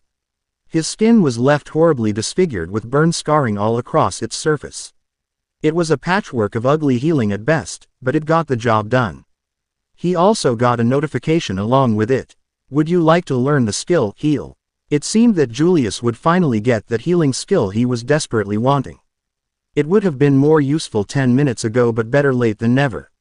He accepted it quickly. Congratulations, skill, Heal acquired. It also seemed like he had some notifications from the fight that he didn't see. Thermal compression has reached threshold. Thermal compression LVL1 to thermal compression LVL2. Kinetic release has reached threshold. Kinetic release LVL1 to kinetic release LVL2. Focus has reached threshold. Focus LVL9 to focus LVL10. Focus has advanced to level 10. Would you like to evolve the skill? Julius was surprised. He always thought that unarmed combat would be his first skill to level 10, but it seemed like he was wrong. He wasn't upset, and couldn't see any reason not to, so he mentally confirmed to evolve Focus. Skill, Focus is evolving, possible advancements, enhanced focus and combat trance. Julius learned about the possibility of choosing multiple skill evolutions when you rank them up. Most of the time, people get offered a general upgrade of the skill. Something that increases it across the board, but there could also be an option to specialize within a certain part of the skill depending on how you had used it. For Julius, it seemed like he got an option that specializes in combat. If it was before everything happened, the obvious choice would have been enhanced focus, but now he was stranded in the middle of the wilderness with monsters lurking around. It was expected that he would be doing a lot of fighting. But he really liked how the general focus worked. It was incredibly versatile and was able to be applied to everything that he wanted it to. While the effects weren't as dramatic as, say, thermal compression, it was still a useful skill that gave a small boost to many other applications. However, his instincts were telling him that combat trance was going to be vital in the future. In the end, he decided to follow his gut. It hadn't steered him wrong yet. Congratulations, skill Combat Trance Uncommon acquired. He tried activating Combat Trance the moment he received it, and it seemed like his suspicions were right. It no longer worked on everything, it took more manual effort to get to the same level of focus again. Despite that, it wasn't as big of a difference as he initially predicted either. It appeared that Julius had been getting better at focusing regardless of the skill. The skill had been giving him a little extra boost, but nothing so extreme that it was detrimental. However, his new skill appeared to only work while he was in combat. It was like the conditions weren't right to activate it yet. Julius was sure that would change once he got into a fight. He remembered he also got Heal, something he believed would be keeping him alive for the foreseeable future. Figuring that now would be a good time to test it out real quick, he channeled some mana using Heal. The difference was massive. It was faster, more efficient, and more potent now. Julius could feel the life mana thrumming through his entire body, healing small tears and scratches he had. Now that his life wasn't in immediate danger, Julius took the time to look around and check his surroundings. He was in a forest of some kind. Massive trees were caging him in on all sides. It was beautiful to see. However, it was definitely not a city, and definitely not Celestia. This meant that whatever had happened to the teleportation had landed Julius off course from his supposed location. He didn't know where exactly he was. There were many forests within the Empire and even more outside of it. He would need to find civilization if he wanted to determine where he was. Plan in mind, Julius got up and started walking. The hard part was choosing a direction to start walking toward. He chose to head east just out of simple randomness. he was hoping that there was some sort of vantage point he would find. If he was able to get a good look at the surrounding environment, it would be extremely helpful in dictating his travel route. The thing about walking alone in a forest with nothing to do is that Julius started to think too much. Julius's head was filled with 100 different scenarios in which he imagined what had happened to Lucas and Edwin after he was transported. Constantly worrying about whether they were safe, if they had died, or if something else happened. However, he knew from experience that obsessing over it would lead to more issues down the road. It would just build up until Julius couldn't handle it. He needed to distract himself. It was better to focus on the current task, something he could do. Therefore, he didn't just walk through the forest doing nothing. He was continuously training his skills while he made his way east. Julius constantly had spatial perception pulsing to check his surroundings. To the naked eye, Julius didn't see any activity. But with spatial perception, he could sense small rodents and critters scurrying around the foliage and forest floor. There were also larger creatures he sensed occasionally, but whenever he did, he would take a detour trying to avoid them. He also was storing and releasing small amounts of kinetic energy in his legs, increasing his speed by a little. It was good practice for getting familiar with kinetic release and using kinetic mana in general. Furthermore, he was training his fire manipulation as well. Julius had witnessed Samuel's last attack and noticed that Samuel added centrifugal force for additional penetration and flight stability. It reminded Julius of how the rifling of a gun barrel worked on a bullet. For a world that wasn't as knowledgeable about physics and/or other scientific fields, the people had a surprisingly good grasp on what was the best way to do something. Even if they didn't fully understand why it worked. Julius had been walking in the same direction for several hours by now. The surroundings were still just large trees, and it didn't seem like the forest was going to end soon. At the moment Julius was ultra-focused on keeping a spike made of fire mana spinning in front of him. It was a surprisingly difficult technique. When he initially tried it out, he was unable to keep the spike in place as he spun it. It would sometimes shoot out or spin out of his control. The amount of concentration he spent on the construct meant that he was unable to split his attention to his legs. This predictably led to him failing to sense a tree limb or releasing too much kinetic energy through his legs, resulting in him falling on his face several times. If anyone were watching him, they would see a boy obsessively playing with fire who frequently tripped over his feet. It was certainly an odd sight. But he kept at it. Eventually, he made an interesting discovery. It seemed like kinetic energy was the perfect complement to this spinning technique. The motion of spinning the spike generated kinetic energy on its own. This would mean he didn't have to always use his kinetic mana to use kinetic energy. He would be able to capture natural kinetic energy in its place. There were so many applications he could use this discovery for, either to increase the strength of his attacks or to save kinetic mana. They were endless. The sun was getting low to the horizon and Julius was still in the forest. He must have been walking for at least 10 hours, but he still hadn't seen any evidence of society. However, he realized that he needed to stop for the day and set up a camp. He had finally found a suitable place to sleep for the night. There was a creek nearby and there was a grouping of large boulders that would make for a secure place to sleep with a little work. First, he went to the creek and checked to see if it was safe to drink. It looked clear and there was a pretty strong current, so he expected it to be safe. He took a small sip to test it, and it was cold and crisp. It was remarkably fresh and he took a deep drink, dehydrated from all the walking from the day. He was also pretty hungry and wanted to get something to eat before it got too dark. Not that it really mattered with spatial perception, but he didn't want to be running around in the dark regardless. He sensed a small rabbit-like creature hiding underneath a log and slowly crept toward it while creating a small needle of fire mana.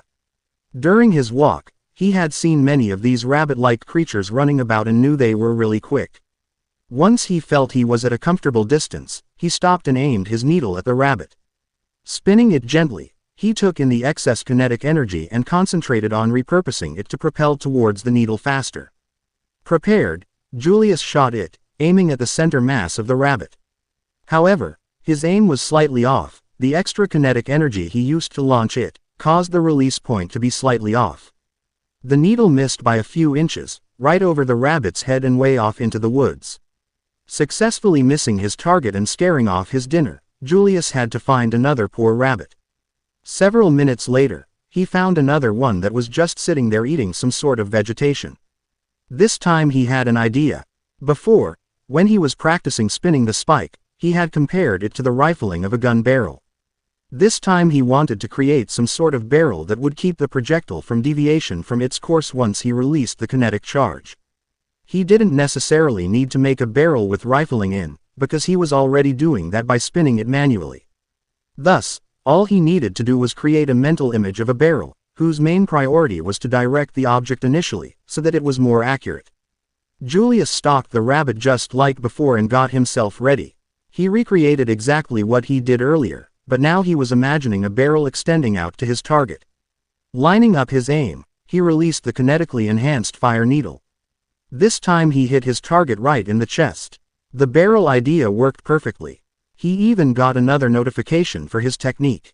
Would you like to learn the skill Firebolt Uncommon? It was a good skill, that he could see having a lot of various uses. It was also uncommon, which was nice. However, he was approaching his 10 skill limit already. Initially, he thought that 10 was plenty, but he had 7 already and he was just in tier 1. That on top of his triple affinities, it seemed like he was always going to require more skill slots. I will have to start thinking about combining skills earlier than I thought. It was still a great skill, so he accepted it. Congratulations, skill Firebolt Uncommon acquired. Getting all of that settled, Julius shifted his attention back toward his dinner. While his technique had proven satisfactory, the results were less than ideal. Unfortunately, it seemed like shooting an explosive dart at extreme speeds was overkill. The needle shredded through the poor rabbit and exploded on impact. The rabbit, with little meat to its bones, was reduced to a paste scattered across the forest. Julius had a feeling that getting dinner was going to be a more difficult challenge than he expected. Chapter 17, Rude Dinner Guest. 6 tries. It took Julius 6 tries to catch a rabbit. It would have been easier to catch it without magic. Not to mention way less humiliating. However, his pride was on the line, and he would have tried 100 times more to achieve success, even if it meant he went hungry for the night. In the end, he concluded that he needed to use a less damaging method. Fire magic was too destructive, at least for him. Even creating a small firebolt was overkill. It didn't matter the size of the firebolt, it would detonate on impact, exploding its target. It was like using a broadsword to cut an onion. After his third failure, Julius decided to use just kinetic mana.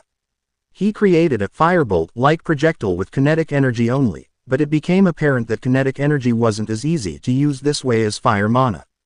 Kinetic mana worked better in short bursts or if it was contained with a construct. But creating a construct made entirely of kinetic energy and controlling it like he did with fire mana was way too hard. What he came up with was unexpected. He learned that kinetic mana was a lot freer and easier to move around than other mana types. This meant that he could gather little bundles of kinetic mana from a distance and then discharge them around his target. In short, this created a sort of concussion bubble, where from multiple directions his enemy was bombarded with kinetic energy.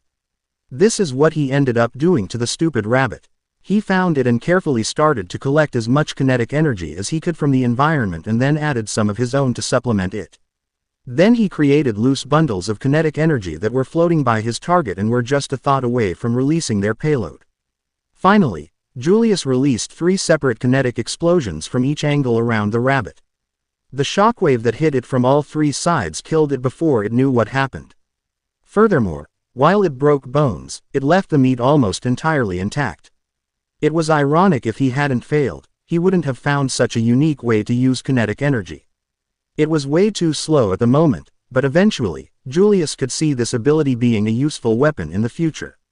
He was honestly surprised he wasn't offered a skill for it. Prize in hand, he headed back to the campsite. The sun had just set and it was now almost completely dark except for the 3 moons illuminating the sky. Foraging some sticks, he created a makeshift spilt just like his Gramps showed him how.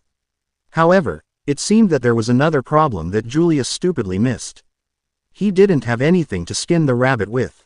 He was so used to camping with his Gramps, where they each had a couple of knives on hand at all times, that forgot he didn't have one. Also, it wasn't like his affinities were particularly great at delicate slicing or cutting through things.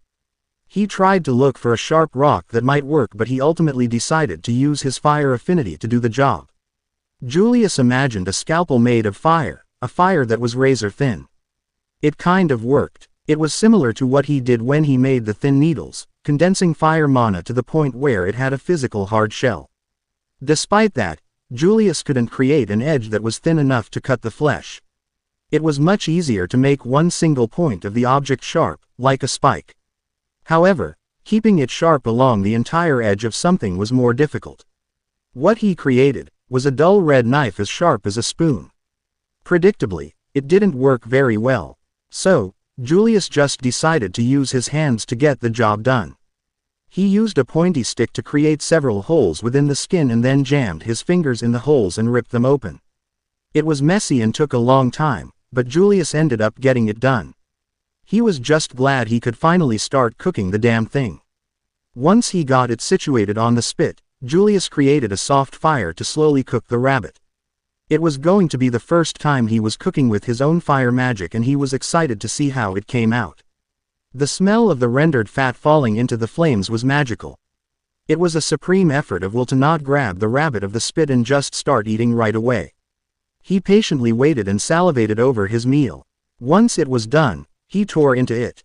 There wasn't any seasoning or even salt, but it tasted divine. He swiftly went in for another bite, but then time started to slow. He felt combat trance activate on its own, and he got a cold feeling on the back of his neck. Julius was so absorbed with his meal that he had forgotten to maintain vigilance of his surroundings. His instincts were telling him he didn't have time to use spatial perception to look. He instantly let go of his rabbit and threw himself to the side. Right in his place, something swiped through the air. Julius tried to get as much distance as he could and activated spatial perception. Whatever it was had moved back to the edge of the clearing. It looked like a large black monster, resembling a wolf. With just his eyes, Julius wouldn't have been able to see it, the forest was too dark at night. But with his skill, he was able to sense it hiding behind a bush waiting for its next opportunity to strike. His heart was pounding in his chest from the close call. Julius didn't know combat trance could activate on its own. He was lucky, because if it hadn't, Julius wouldn't have come away from that ambush unscathed. Julius took the time to get a feel for the monster's strength. Based on the pressure alone, he would put it around tier 1. It didn't feel particularly strong, but he knew that was deceptive. The speed at which it had attacked was faster than any tier 1 could reach. If he had to guess, it was probably at least a tier 2. He suspected that as an ambush predator, it was able to suppress some of its aura. Julius was able to track it as it patrolled around his campsite patiently. It shouldn't be aware that Julius could sense it, but it seemed to be waiting for another opportunity. He started to place large masses of kinetic energy all around the campsite. 3 was his limit for the moment before it became too hard to control them. The monster wasn't staying in place, so it would be difficult to use his new kinetic technique, but he could wait until it passed right in front of one of them. He also created a firebolt that hovered in front of him. The projectile that was created using the skill was much faster to form, but it wasn't as compressed. Therefore, Julius added more mana and used thermal compression to condense the bolt of mana even further. The monster wasn't making a move. Julius understood that he would need to take the initiative, and needed to attack it before it could ambush him again. Otherwise, he would have to stay awake for the entire night, constantly having to be aware, and the second he let his guard down, it would strike. But he had a plan. Julius brought the 3 masses of kinetic toward a spot that the monster was on course to walk to. He consciously avoided looking in its direction, so that it still believed that he was unaware of its location. Monsters were intelligent, and the higher tier, the more intelligent they were. Furthermore, it seemed like this particular monster was smart even for a tier 2. Thus, Julius had to play this right or it might fail. The moment the monster was close enough to the trap, Julius activated it. The unexpected blasts detonated by the clumps of kinetic energy stunned the creature. Quickly, Julius released the condensed firebolt, shooting it straight at the monster's face. The blast of kinetic energy caused the monster to flail erratically, and the firebolt missed, exploding the ground right beside it. Julius grimaced. The resulting explosion did lead to some burns and minor injuries, but the monster soon got its bearings back and immediately sprinted directly at Julius. A burst of air mana propelled the beast forward. Julius only had enough time to shoot a single firebolt, hitting the monster's chest and leaving a fist-sized wound. Still, that didn't stop the enraged monster. With combat trance active, Julius felt an unnatural wave of calmness wash over him and became more focused than he had ever been. Alongside unarmed combat, Julius had precise control of his body. A burst of kinetic energy released from his legs, launching him to the side, and he barely avoided the sharp claws trying to cut his stomach open. The wolf monster had overextended with that lunge, fully expecting that it would have landed. Julius took advantage of this opening and with another burst, closed in and hammered the monster in the back of the skull with a fully powered kinetic strike.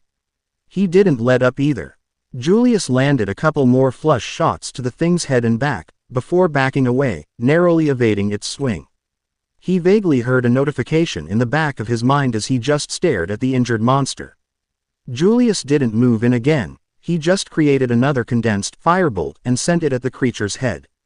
After the quick but brutal assault, the monster was staggering on its four limbs and, unable to notice the attack, took the strike right to the side of the head. It was dead before it hit the ground. The unnatural calmness and extreme focus from combat trance faded away and he took a deep breath to collect himself. How rude. I always knew that I was likely to have to fight monsters, but I didn't think I would be ambushed while eating my first meal. Julius thought to himself. He looked at the meal that he had worked so hard for. His beautiful and delicious rabbit was lying on the ground, covered in twigs and dirt. Gently, he picked it up and tried to dust off as much grime from it as he could. There wasn't much he could do to bring it back. It was a goner. Julius looked over at the corpse that was sitting several paces away with clear resentment. He wasn't necessarily upset that it had tried to kill him, he was more upset that it had ruined his dinner. He could understand that it was in its nature to hunt and eat, but why couldn't it have waited until he was finished? He checked the notifications he received during and after the fight. Kinetic release LVL2 to LVL4. Thermal compression LVL2 to LVL3. Combat trance LVL1 to LVL2. Firebolt LVL1 to LVL2. Unarmed combat LVL9 to LVL10. Skill unarmed combat has reached level 10.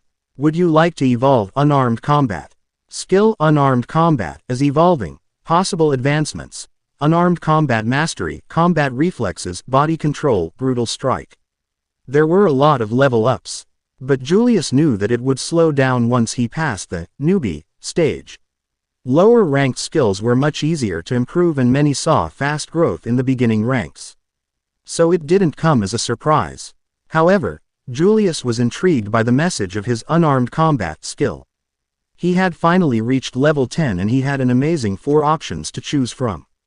Unarmed combat mastery seems like it is the general upgrade to the skill, while combat reflexes, body control, and brutal strike were the specializations. Edwin told me that I should choose one of the specializations if possible. But which one? While Edwin was sparring with Julius, he told him that unarmed combat was a useless skill at the general rank, but it would shine once it ranked up. It seems this was what he was talking about. All options were enticing and he could see ways to utilize all 4 skills. He wished he was given a description of what the skills did, but he wasn't so fortunate. Julius chose to use the process of elimination. The first skill he discarded was unarmed combat mastery, just because Edwin told him not to choose the basic upgrade. The second skill he chose to discard would be a much more difficult choice. Combat reflexes sounded like a passive skill that would allow him to react to situations faster. Body control also sounded like it was a passive skill but would give him better control over his movements. Brutal strike was the one that interested Julius the most. If Julius had to guess, it was a skill that increased his damage to a strike. It would go well with his kinetic energy usage. After some thought, he dismissed combat reflexes. He felt like in the previous fight he was able to react more than fast enough with combat trance active. If anything, the skill had some sort of precognition that had saved him from the ambush. So it became a choice between body control and brutal strike. He liked both of them, but active skills were usually more potent because they weren't used all the time. In the end, Julius thought that brutal strike would fit his needs better overall. It would work well with his aggressive fighting style and give him another offensive weapon. If he had the skill before, he might have killed the monster with one punch to the back of the head. Congratulations, skill, brutal strike, uncommon, acquired. A flood of information went to his brain and he understood how to use the skill instantly. He understood why this skill had been offered. It was similar to his kinetic strike in that it delivered a resonating force that traveled through thick layers of hide or armor. However, it also let him know the location on the body where he could deal the most damage. Synergy detected. Would you like to evolve Combat Trance and Brutal Strike into a single skill? Already, I just got the skill a few seconds ago. Not to mention, I was thinking Brutal Strike and Kinetic Release would combine. However, this sounds pretty good too. Julius's lips pressed together in thought. His gut hasn't led him astray so far, so he trusted his instincts and he made his decision. Skill evolution commencing. Congratulations, skill, Savage Dance, rare, acquired. Chapter 18, Curiosity Killed the Cat. It was an interesting sounding skill. Based on the information he received after he evolved the skill, it seemed like it was a skill that utilized Brutal Strike and Combat Trance to augment his close combat ability. It was his second rare skill, and if spatial perception was any indicator, it was going to be a very useful skill. However, as much as he wanted to at the moment, Julius couldn't just experiment with his new skill. He had to find another location for the night. The scent of blood would attract who knows what. Furthermore, changing locations was easier than moving the entire carcass. After a little while, he found a spot a couple of miles away that seemed safe. It was a small alcove between the creek and some rocks. It was much more hidden than his last camp. Julius also brought with him the rabbit. It was still dirty, but he managed to remove most of the dirt from it. Plus, he was still really hungry and a little grime wasn't going to get in the way of it. He gave it another once over before he created a small flame to heat it and kill any bacteria that might be on it. Once it was nice and charred again, he bit into it. It was gritty and slightly earthy from the dirt marinating its surface. Sadly, it wasn't the most pleasant of meals, especially compared to how it was before he got attacked, but it was still the first thing he ate today. Julius polished off the rabbit in quick order and then got ready for bed. The rest of the night was uneventful, except for the occasional distant loud roars and the sound of trees falling that woke him up periodically. When he woke up, he went to the creek and washed himself up. He thought about going back to check on the corpse but was conflicted. On one hand, he was curious as to what that thing looked like in the daylight, but also thought there might be other predators attracted to it. The mana core inside of it would be valuable normally, but with him being in the middle of nowhere, it didn't hold much value unless he found civilization. On second thought, he didn't have any money on him. Nor did he have anything of value to trade for. Now that he was thinking about it, that core would be able to pay for information or supplies if he found a town. A couple miles later he arrived at his old campsite. The corpse was still where he left it, much to his surprise. He had really thought the corpse would have been eaten by now, but it was pristine. Not even scavengers had touched it. It was very odd and made him wary. Quietly checking the surroundings, Julius stooped down and inspected the monster closer. He was correct in assuming it was similar to a wolf. Its features were distinctly canine. It had a beautiful coat of pure black that absorbed the light and was soft to the touch. Julius would estimate it to measure around 6 feet long from head to tail. The massive claws are what grabbed his attention. The claws were closer to small swords. He was very fortunate he wasn't sliced by those things. It would not have taken much for them to bisect him. Julius bent down and searched for the monster's mana core.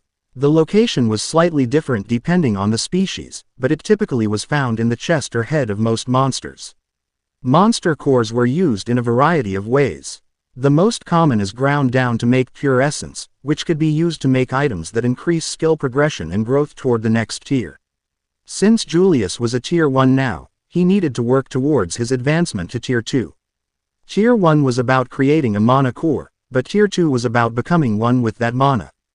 This process would physically enhance individuals past mortal limits, and once they were completely infused with their mana, they would undergo an evolution. Their bodies will adapt and change to better reflect their core's mana. For example, Those with earth affinities will often have bodies that are more robust and rigid. Also, those with water affinities become more flexible and adaptable.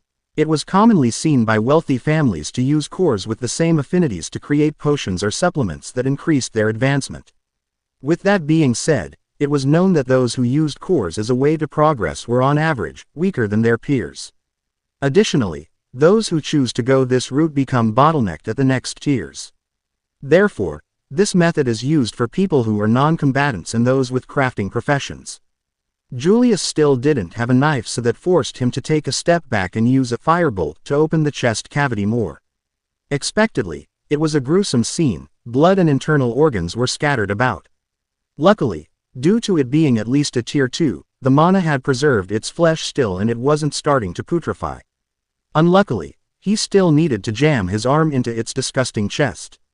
After a bit of rummaging, he finally found what he was looking for. It was a small marble-sized sphere that contained pure air affinity essence. Julius did have a medium air affinity, but he didn't choose to use any air mana in his core and had no other plans to do so.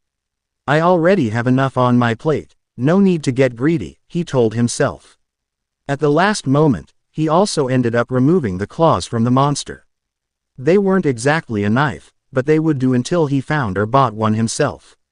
Then he left the scene, one core, and several claws richer.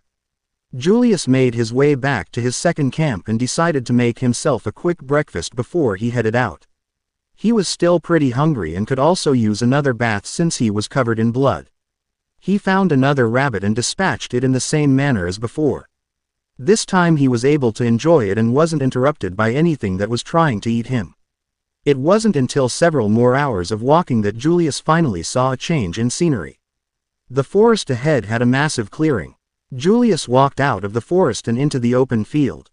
About a few hundred paces later, he saw a small dip in the grass up ahead and got closer. What he saw astonished him. In front of him was a ginormous bowl that looked like a crater you would see from a meteor or like he had seen in dormant volcanoes.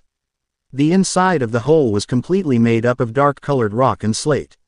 He would estimate the bowl was about a few hundred feet deep and at the bottom of it was a glowing light emanating a soft blue hue. Julius was naturally curious and decided to work his way down the slightly steep incline to get a closer look. He took his time climbing down and was careful where he stepped. Some pieces of rock were loose and he could easily fall if he wasn't paying attention. Once he got close to the bottom, he could see what was the source of the blue light. It was a swirling mass of energy, radiating a warm heat from its base. Julius was curious about what this object was and was very tempted to touch it, but he knew it would be a stupid idea. However, something kept trying to convince him to get closer. It was like a small voice in the back of his head that was telling him to touch it. Feeling something was off about this situation, Julius immediately tried to back off and get as far away from it. Suddenly the energy lashed out with small tendrils and grasped him by the arms. Julius quickly attempted to pull away as hard as he could, but it was fruitless. Even with kinetic mana being discharged from his limbs, he wasn't able to get free. It had him in a vice grip and was pulling him closer to its center. He tried everything he could think of to escape, but it was pointless. It inevitably pulled him in. Julius landed on his face, feeling a grassy surface beneath him. He got up and scanned around him.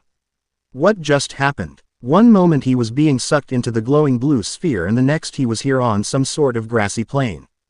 Unexpectedly, he received a notification. You have entered a rift. Alert! Rift is reaching the overflow stage. You will not be able to leave until the rift is cleared. Rift. That blue thing was a rift. I never thought rifts could forcibly bring in people, Julius thought. Rifts were created by the uninterrupted accumulation of mana, converging onto a location over a long period of time, which was why they were usually found in the wilderness or far away from large populations. Rifts were pocket dimensions that contained monsters and resources. It was the main responsibility of the Adventurers Guild to find and clear as many rifts as they could. Rifts were responsible for monster floods, which are caused when rifts aren't regularly cleared in a specific time frame. This can cause mana to start leaking out of the rifts and creating an escape point for the monsters contained. Monster floods happen quite frequently, and it was the only time when everybody, regardless of political affiliations or animosity, put it aside, all to combat the horde of monsters. Julius had never heard of rifts sucking people in like it did with him. It also appeared that he wouldn't be able to leave until he cleared the rift. That was going to be the big problem. Rifts were sometimes maintained for their useful resources and for training young practitioners. However, you would be able to leave whenever it got too dangerous. I don't think that is going to be an option for me. Me and my stupid curiosity. I could have walked away without investigating, but no, I wanted to see what the ominous blue light was, Julius mentally berated himself. Julius didn't even know the tier or details of the rift. The Adventurers Guild had a standardized procedure to analyze rifts to see what tier they were and how dangerous amongst that tier they estimated it. For all he knew, this was a tier 5A rank rift. Unlikely, but still, Julius had no idea. On the bright side, he hasn't been attacked by any monsters yet and he couldn't sense any in his immediate vicinity. Nevertheless, it was still a very dangerous situation he found himself in. He needed to create some sort of plan or at least prioritize something like gathering as much information as he could before he got himself into any confrontations. If this rift was anything tier 2 or above, which it most likely was, Julius would need to use everything he had at his disposal. First, he took a look at his status to get an idea of his own condition.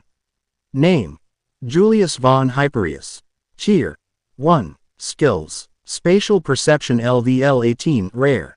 Savage Dance LVL 1 Rare. Thermal Compression LVL 3 Uncommon. Firebolt LVL 2 Uncommon. Kinetic Release LVL 4. Heal LVL 1. Julius was happy with his current skills, especially considering he was still tier 1. However, he wanted to create a defensive skill on top of improving his healing skill. One would help him avoid taking damage and the other would help him recover from damage. He was already expecting that he would be in this rift for a good while, as such having these types of skills would save his life at several moments. He already had some ideas for both of them. For the defensive skill he had thought that instead of releasing kinetic energy, he would absorb it. He would effectively nullify the impact of an attack from an opponent. That being said, he didn't think that would cancel out elemental effects such as heat. Wait, or could I? Fire or rather heat is created by the intense movement of the molecules.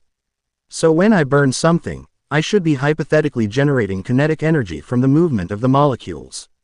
That could mean by removing kinetic energy I could remove heat, Julius realized after thinking about it.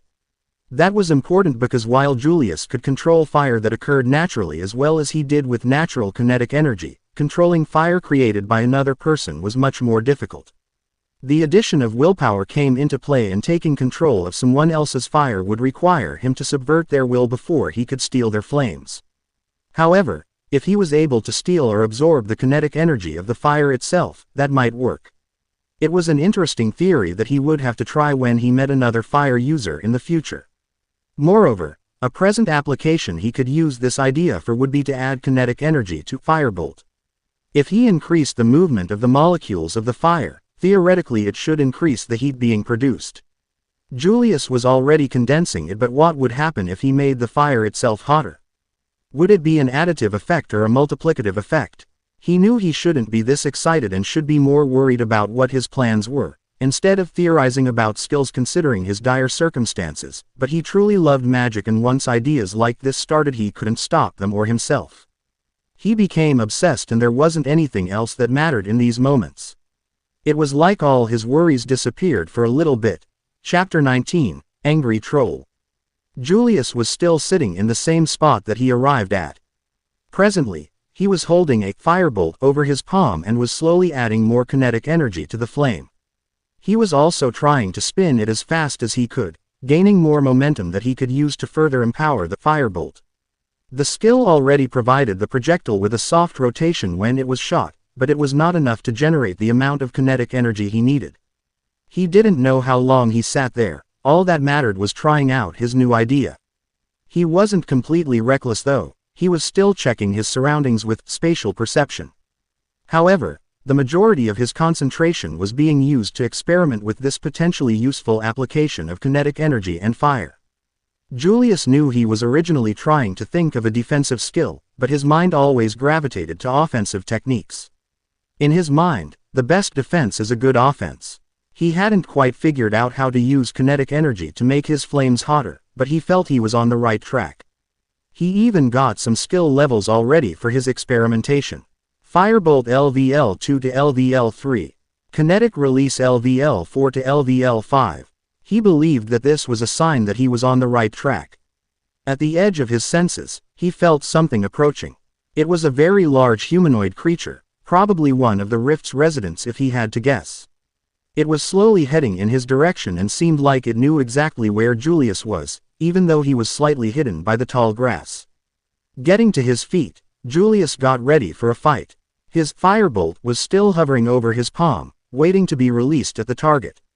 Normally, Julius would have had second thoughts, attacking a humanoid without saying a word to them, but a monster inside of a rift was a different story. He was going to have to shoot first and ask questions later. The monster got closer and Julius could make out some of its details more clearly. It was a massive creature with stone-gray skin and chiseled muscles he could make out from here. It was probably standing over 7 feet tall and resembled what he imagined an orc would look like. Compared to his 5.5-foot frame, it was quite intimidating. Julius had not seen any orcs in this world yet, but this one looked like what he would expect from one. Not waiting for it to get any closer, he released the condensed firebolt and it was sent screaming toward the monster. The attack came as a total surprise and smashed into its chest, detonating with a loud boom. It staggered the monster and left a large burn across its torso, but the creature otherwise appeared fine. Julius had sent that attack out as a tester to compare it to the wolf he fought last night. So far, he determined that this monster was much more resilient than the wolf but also was slower. It was still over 50 paces away and he couldn't quite determine its aura from this distance, but it was at least at the level of strength as the wolf and most likely stronger based on the initial confrontation. Then to his astonishment, the wound on its chest was visibly going away even from far away. In mere seconds, the injury was nowhere to be seen. There was another creature from his world's stories that matched this monster's description: trolls. Trolls were similar to orcs except they were known for their ridiculous ability to heal themselves. This thing's physical resilience and regeneration might put it at a tier 3. Julius anxiously thought he would be able to tell for sure once it got closer, but Julius had no plans on letting this thing any closer to him. The troll, now fully healed, roared, shaking Julius's eardrums and sprinting directly at him. It does not seem happy, he thought as the enraged monster stampeded at him. He activated his new skill, Savage Dance, and his worldview narrowed to a fine edge. It was like his entire being was honed to a sharp blade and the only thought in his mind was destroying this monster. He immediately created another firebolt, but this time he crammed as much kinetic energy into it, changing its color to a violet hue, and then once it was ready he sent it with as much speed as he could. This time, the projectile actually screamed with a piercing whistle as it shot toward the troll. It hit the troll with immense force that blasted it off of its feet, leaving a gaping hole in its chest. However, that wasn't enough to put it down, it seemed. Julius started to create another kinetically enhanced firebolt as quickly as he could. Unfortunately, by the time he finished it, the troll was back on its feet looking angrier than ever, its red eyes displaying its rage. The chest wound was deeper than the last, but it was still rapidly healing. Julius sent out his attack as soon as it was ready, but the troll stuck out its hand to block it. The resulting explosion mangled the thing's arm, pieces of bone and flesh flayed out in every direction. Despite this, the troll was not knocked off its feet and charged Julius with its crippled arm visibly healing at its side. At this distance, Julius could tell it was definitely tier 3. 2 whole tiers above himself. The troll reached within arm's length soon after. It swung at Julius's head with surprising speed for something that size, and he just managed to duck beneath it, blasting himself away with a kinetic burst. Savage Dance was keeping him deadly calm in this chaos and was informing Julius of the most vulnerable spots on the troll. It was highlighting the troll's head and its feet. The head was self-explanatory, but the feet were odd. The skill wanted Julius to target the feet so that it was unable to move properly, giving him time to charge a strike to damage it as much as he could. The troll's strength was immense, he could feel the vibrations whenever its arm passed by him, and as he said, it was deceptively fast. Fortunately, it fought like an animal, There was no technique to its attacks, it was straight uncontrolled violence, and that made it easier to avoid its strikes. Julius would occasionally land a kinetic strike, which did nothing except disrupt its momentum. But his main focus, other than dodging, was creating another kinetically enhanced firebolt. It was the most powerful attack he could create. Creating the plain firebolt was quick, it was condensing it while also adding kinetic energy that took time. This was why skills were so vital. A skill that did all these things would have been able to simultaneously combine all these separate aspects into a single moment. Whereas, Julius had to do it manually, much more slowly. After a few more dodges, he tried to get as much distance between himself and the troll as he could, sending a lot of mana into his legs to dash behind it. Then he sent the firebolt at the troll's left leg. It managed to hit it dead on the mark and butchered the troll's entire leg from the knee down. The troll, missing its leg, collapsed to the ground. Then Julius, creating another enhanced firebolt, jumped toward it. He proceeded to land a kick right on the down troll's head, loading it with a large amount of kinetic force. The kick snapped the troll's head back, but it also managed to bring its arm around and nick Julius with its arm. Although it barely hit him, he was sent flying backward. He miraculously managed to keep his construct intact, but his shoulder was definitely broken. Savage Dance allowed him to maintain focus, and numb the pain he should be feeling to a dull throb, but it still hurt. If he had been hit directly, there was a chance that he would have had his chest crushed. Julius got up and saw that the troll's leg was healing, but it seemed like healing bone took more time than just flesh. Therefore, it was still on the ground roaring in pain, not even paying attention to Julius anymore. His enhanced firebolt was ready and he swiftly sent it at the back of the troll's skull. The violet-colored attack ruptured an entire third of the monster's head, creating a massive spray of blood and brains. To his horror, the troll was unmoving, but he could see attempts to heal its brain. Small bits of flesh were connecting via its regeneration skill. Julius promptly charged right where it was lying down. He started to throw strike after strike at the exposed flesh, trying to put down this monster for good. However, no matter what he did, it was continuing to regenerate. Whatever skill it had, must have been a higher rarity. Getting an idea, he continued to hit it and investigated how mana was interacting with this thing's flesh. He was trying to see how its skill worked and if he could maybe replicate some of its abilities. He had heal himself, but there was a large difference between his healing skill and this thing's. The sheer speed of its regeneration was impressive, but its mana efficiency was also incredible. Julius could have probably killed it with a couple more enhanced firebolts, but he didn't want to give up this opportunity. So he continued to damage it enough so that it wouldn't gain consciousness, but also not too much, where he might kill it. Julius was very aware of the moral quandary he was committing. If it wasn't that this monster had just tried to kill him and that it was unconscious throughout the entire time, he would have stopped. But if he could learn something from this monster's skill, he might come out of this rift alive. There were undoubtedly more of these trolls roaming around, and who knows what else. There might even be something stronger than this monster around. And so Julius stayed there for a long time, just keeping it in a coma while learning about its skill. After some time, he figured out something. The troll's skill was much more aggressive than Julius's own. For his own skill, he concentrated on handling the mana delicately and with gentleness. The troll's skill was practically the opposite. It was violently twisting and rotating mana in a loop around the injury. It was fast and it somehow wasted practically no mana. It was completely wrong according to his earlier thoughts about how life mana worked. But it seemed that Julius still had much to learn about his own mana. Feeling like he finally understood enough of the technique, Julius put the troll to rest. He unleashed a powerful violet firebolt at the monster's face and he felt its mana stop pumping into its skill. The troll was finally dead, hopefully. He kept an eye on it for a few minutes just to make sure. Once he was absolutely convinced, he let out a breath and felt Savage Dance deactivate. The skill's effect started to wear off and he began to feel some of the emotions that were blocked rise up to the surface. At first, he felt relief that he survived a fight against an opponent 2 tiers above him, but then he felt guilt at his actions afterward. At the time, when the skill was running, he was able to rationally understand why it was the correct choice. Despite that, he still felt like he was cruelly experimenting on the creature for a gain of power. The skill was undoubtedly one of the strongest skills he currently had. It was able to hone his focus to a razor's edge in a fight, control his body with uncanny precision, allow him to effectively break down his opponent's weaknesses, and exponentially increase his proficiency with his skills when he was in combat. However, it seemed that he became a tad detached from reality and his humanity. It was a double-edged sword and something he was going to have to think twice about in the future. With that being said, Julius took a deep calming breath to center himself. He managed to accrue some improvement to his skills during that fight as well.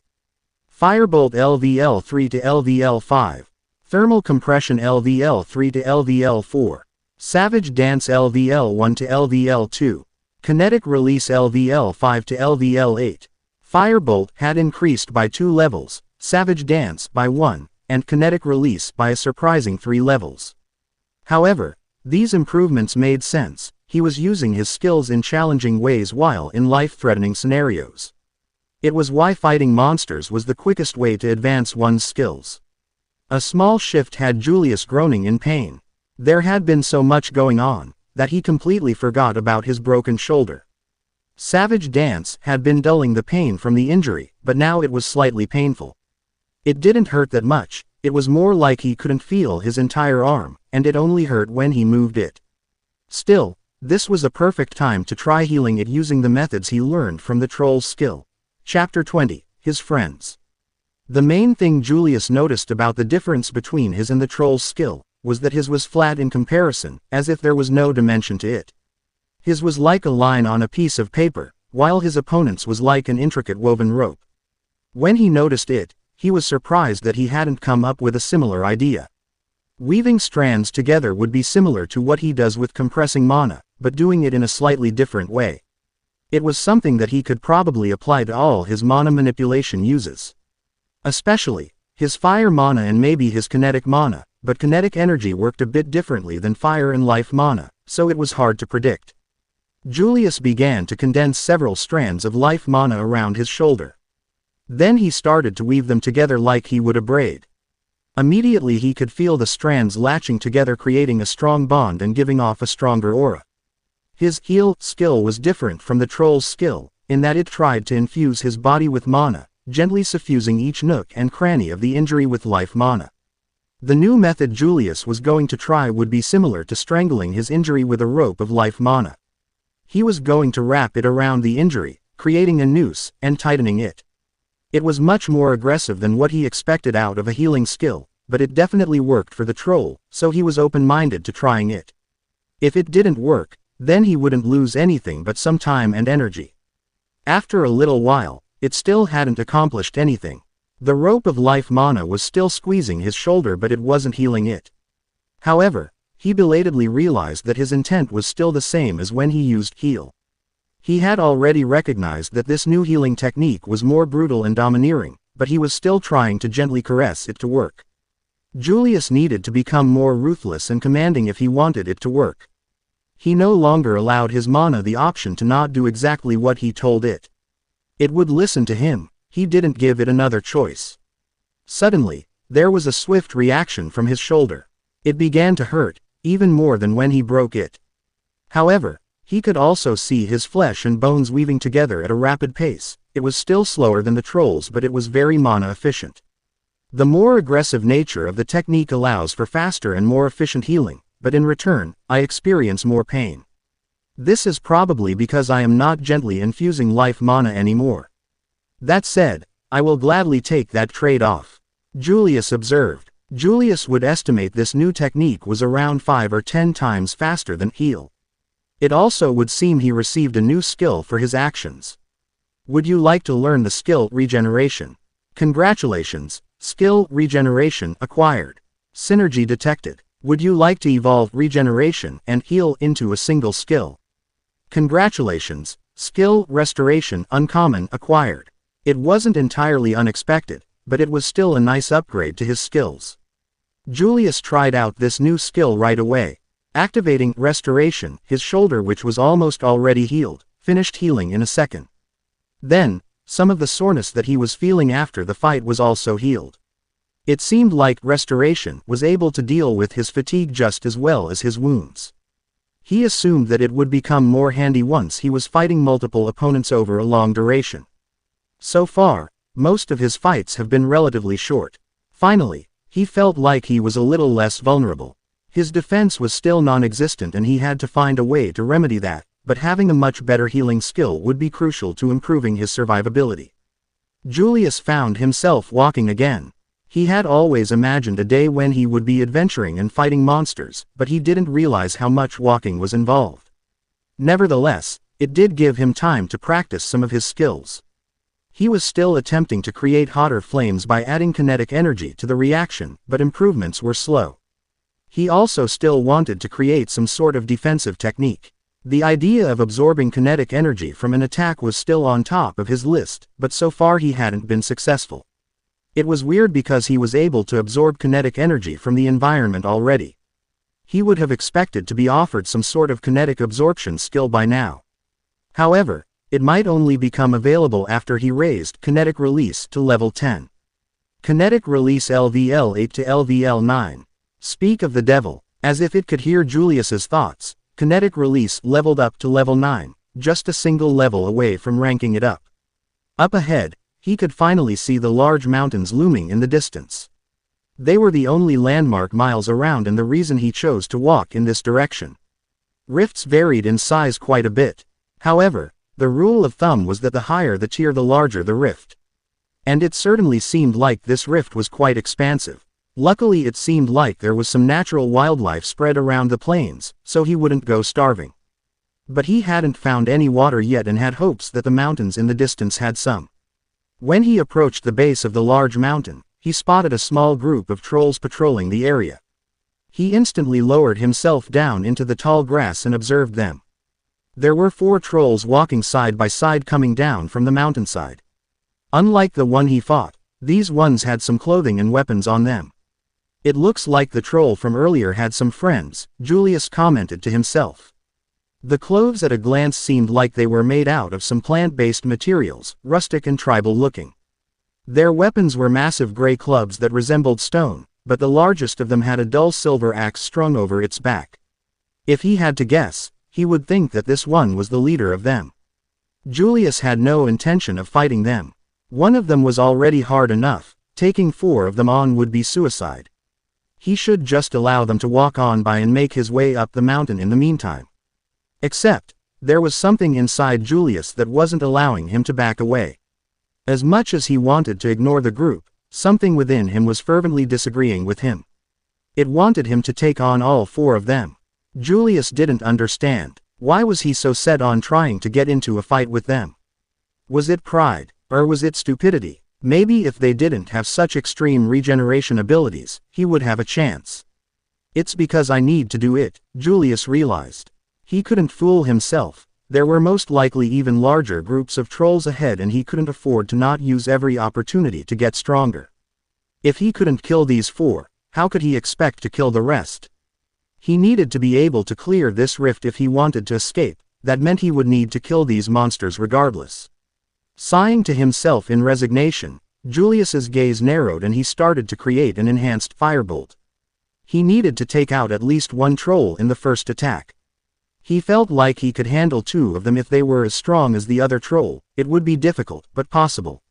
If he was able to kill 1 in the initial volley, then kill 1 more before they reached him, he might have a chance to take care of the other 2. This might be the most idiotic thing I have done in either life, Julius chuckled to himself. But he needed to get as strong as he could and he couldn't achieve this by playing it safe. He needed to take risks and put his life on the line. Otherwise, he would be too weak to face future challenges. Julius didn't just create 1 enhanced firebolt but began forming another one after he finished the first. It was strenuous work, controlling 2 volatile projectiles. His mind was quickly becoming exhausted and he activated Restoration to heal his fatigue. The new skill was able to be activated with barely a thought and soon was releasing a refreshing burst of mana into his head, alleviating some of the stress. Holding 2 enhanced firebolts, Julius quickly approached the 4 trolls as quietly as he could. Once he got into a comfortable shooting position, he patiently stalked them for only a bit. He was waiting until the one in the back stopped moving so much. Julius wanted to go for the leader, but it was walking up front and its back and flank were covered by the others. This meant he had to go for the one in the back. Readying both attacks, he waited for the right moment, struggling to maintain control of the constructs. Savage Dance was humming in the background, zeroing in his focus. Now, the moment the troll in the back stopped to scratch its head, Julius released both bolts right at the troll's head. The troll did not stand a chance. A sharp whistle resounded through the empty plains. The first bolt gouged a huge chunk out of its head and the second one completely vaporized the rest in a fine red mist in an instant. Even its regeneration skill wouldn't be able to save it. The other three stopped in place, confused about what had just happened to their partner. Its headless corpse was lying at their feet. They didn't seem to sense where the attack came from, and that gave time for Julius to ready another barrage. He could see them sniffing the air, trying to figure out where Julius was. But after another few moments, he had another set of enhanced firebolts up and ready. Each of them had taken a large chunk of mana, but Julius should have enough to finish the rest off. He waited until they were all turned in the wrong direction and launched the bolts at the closest troll. The first one he aimed at the chest since they were moving around. He didn't want to risk missing entirely.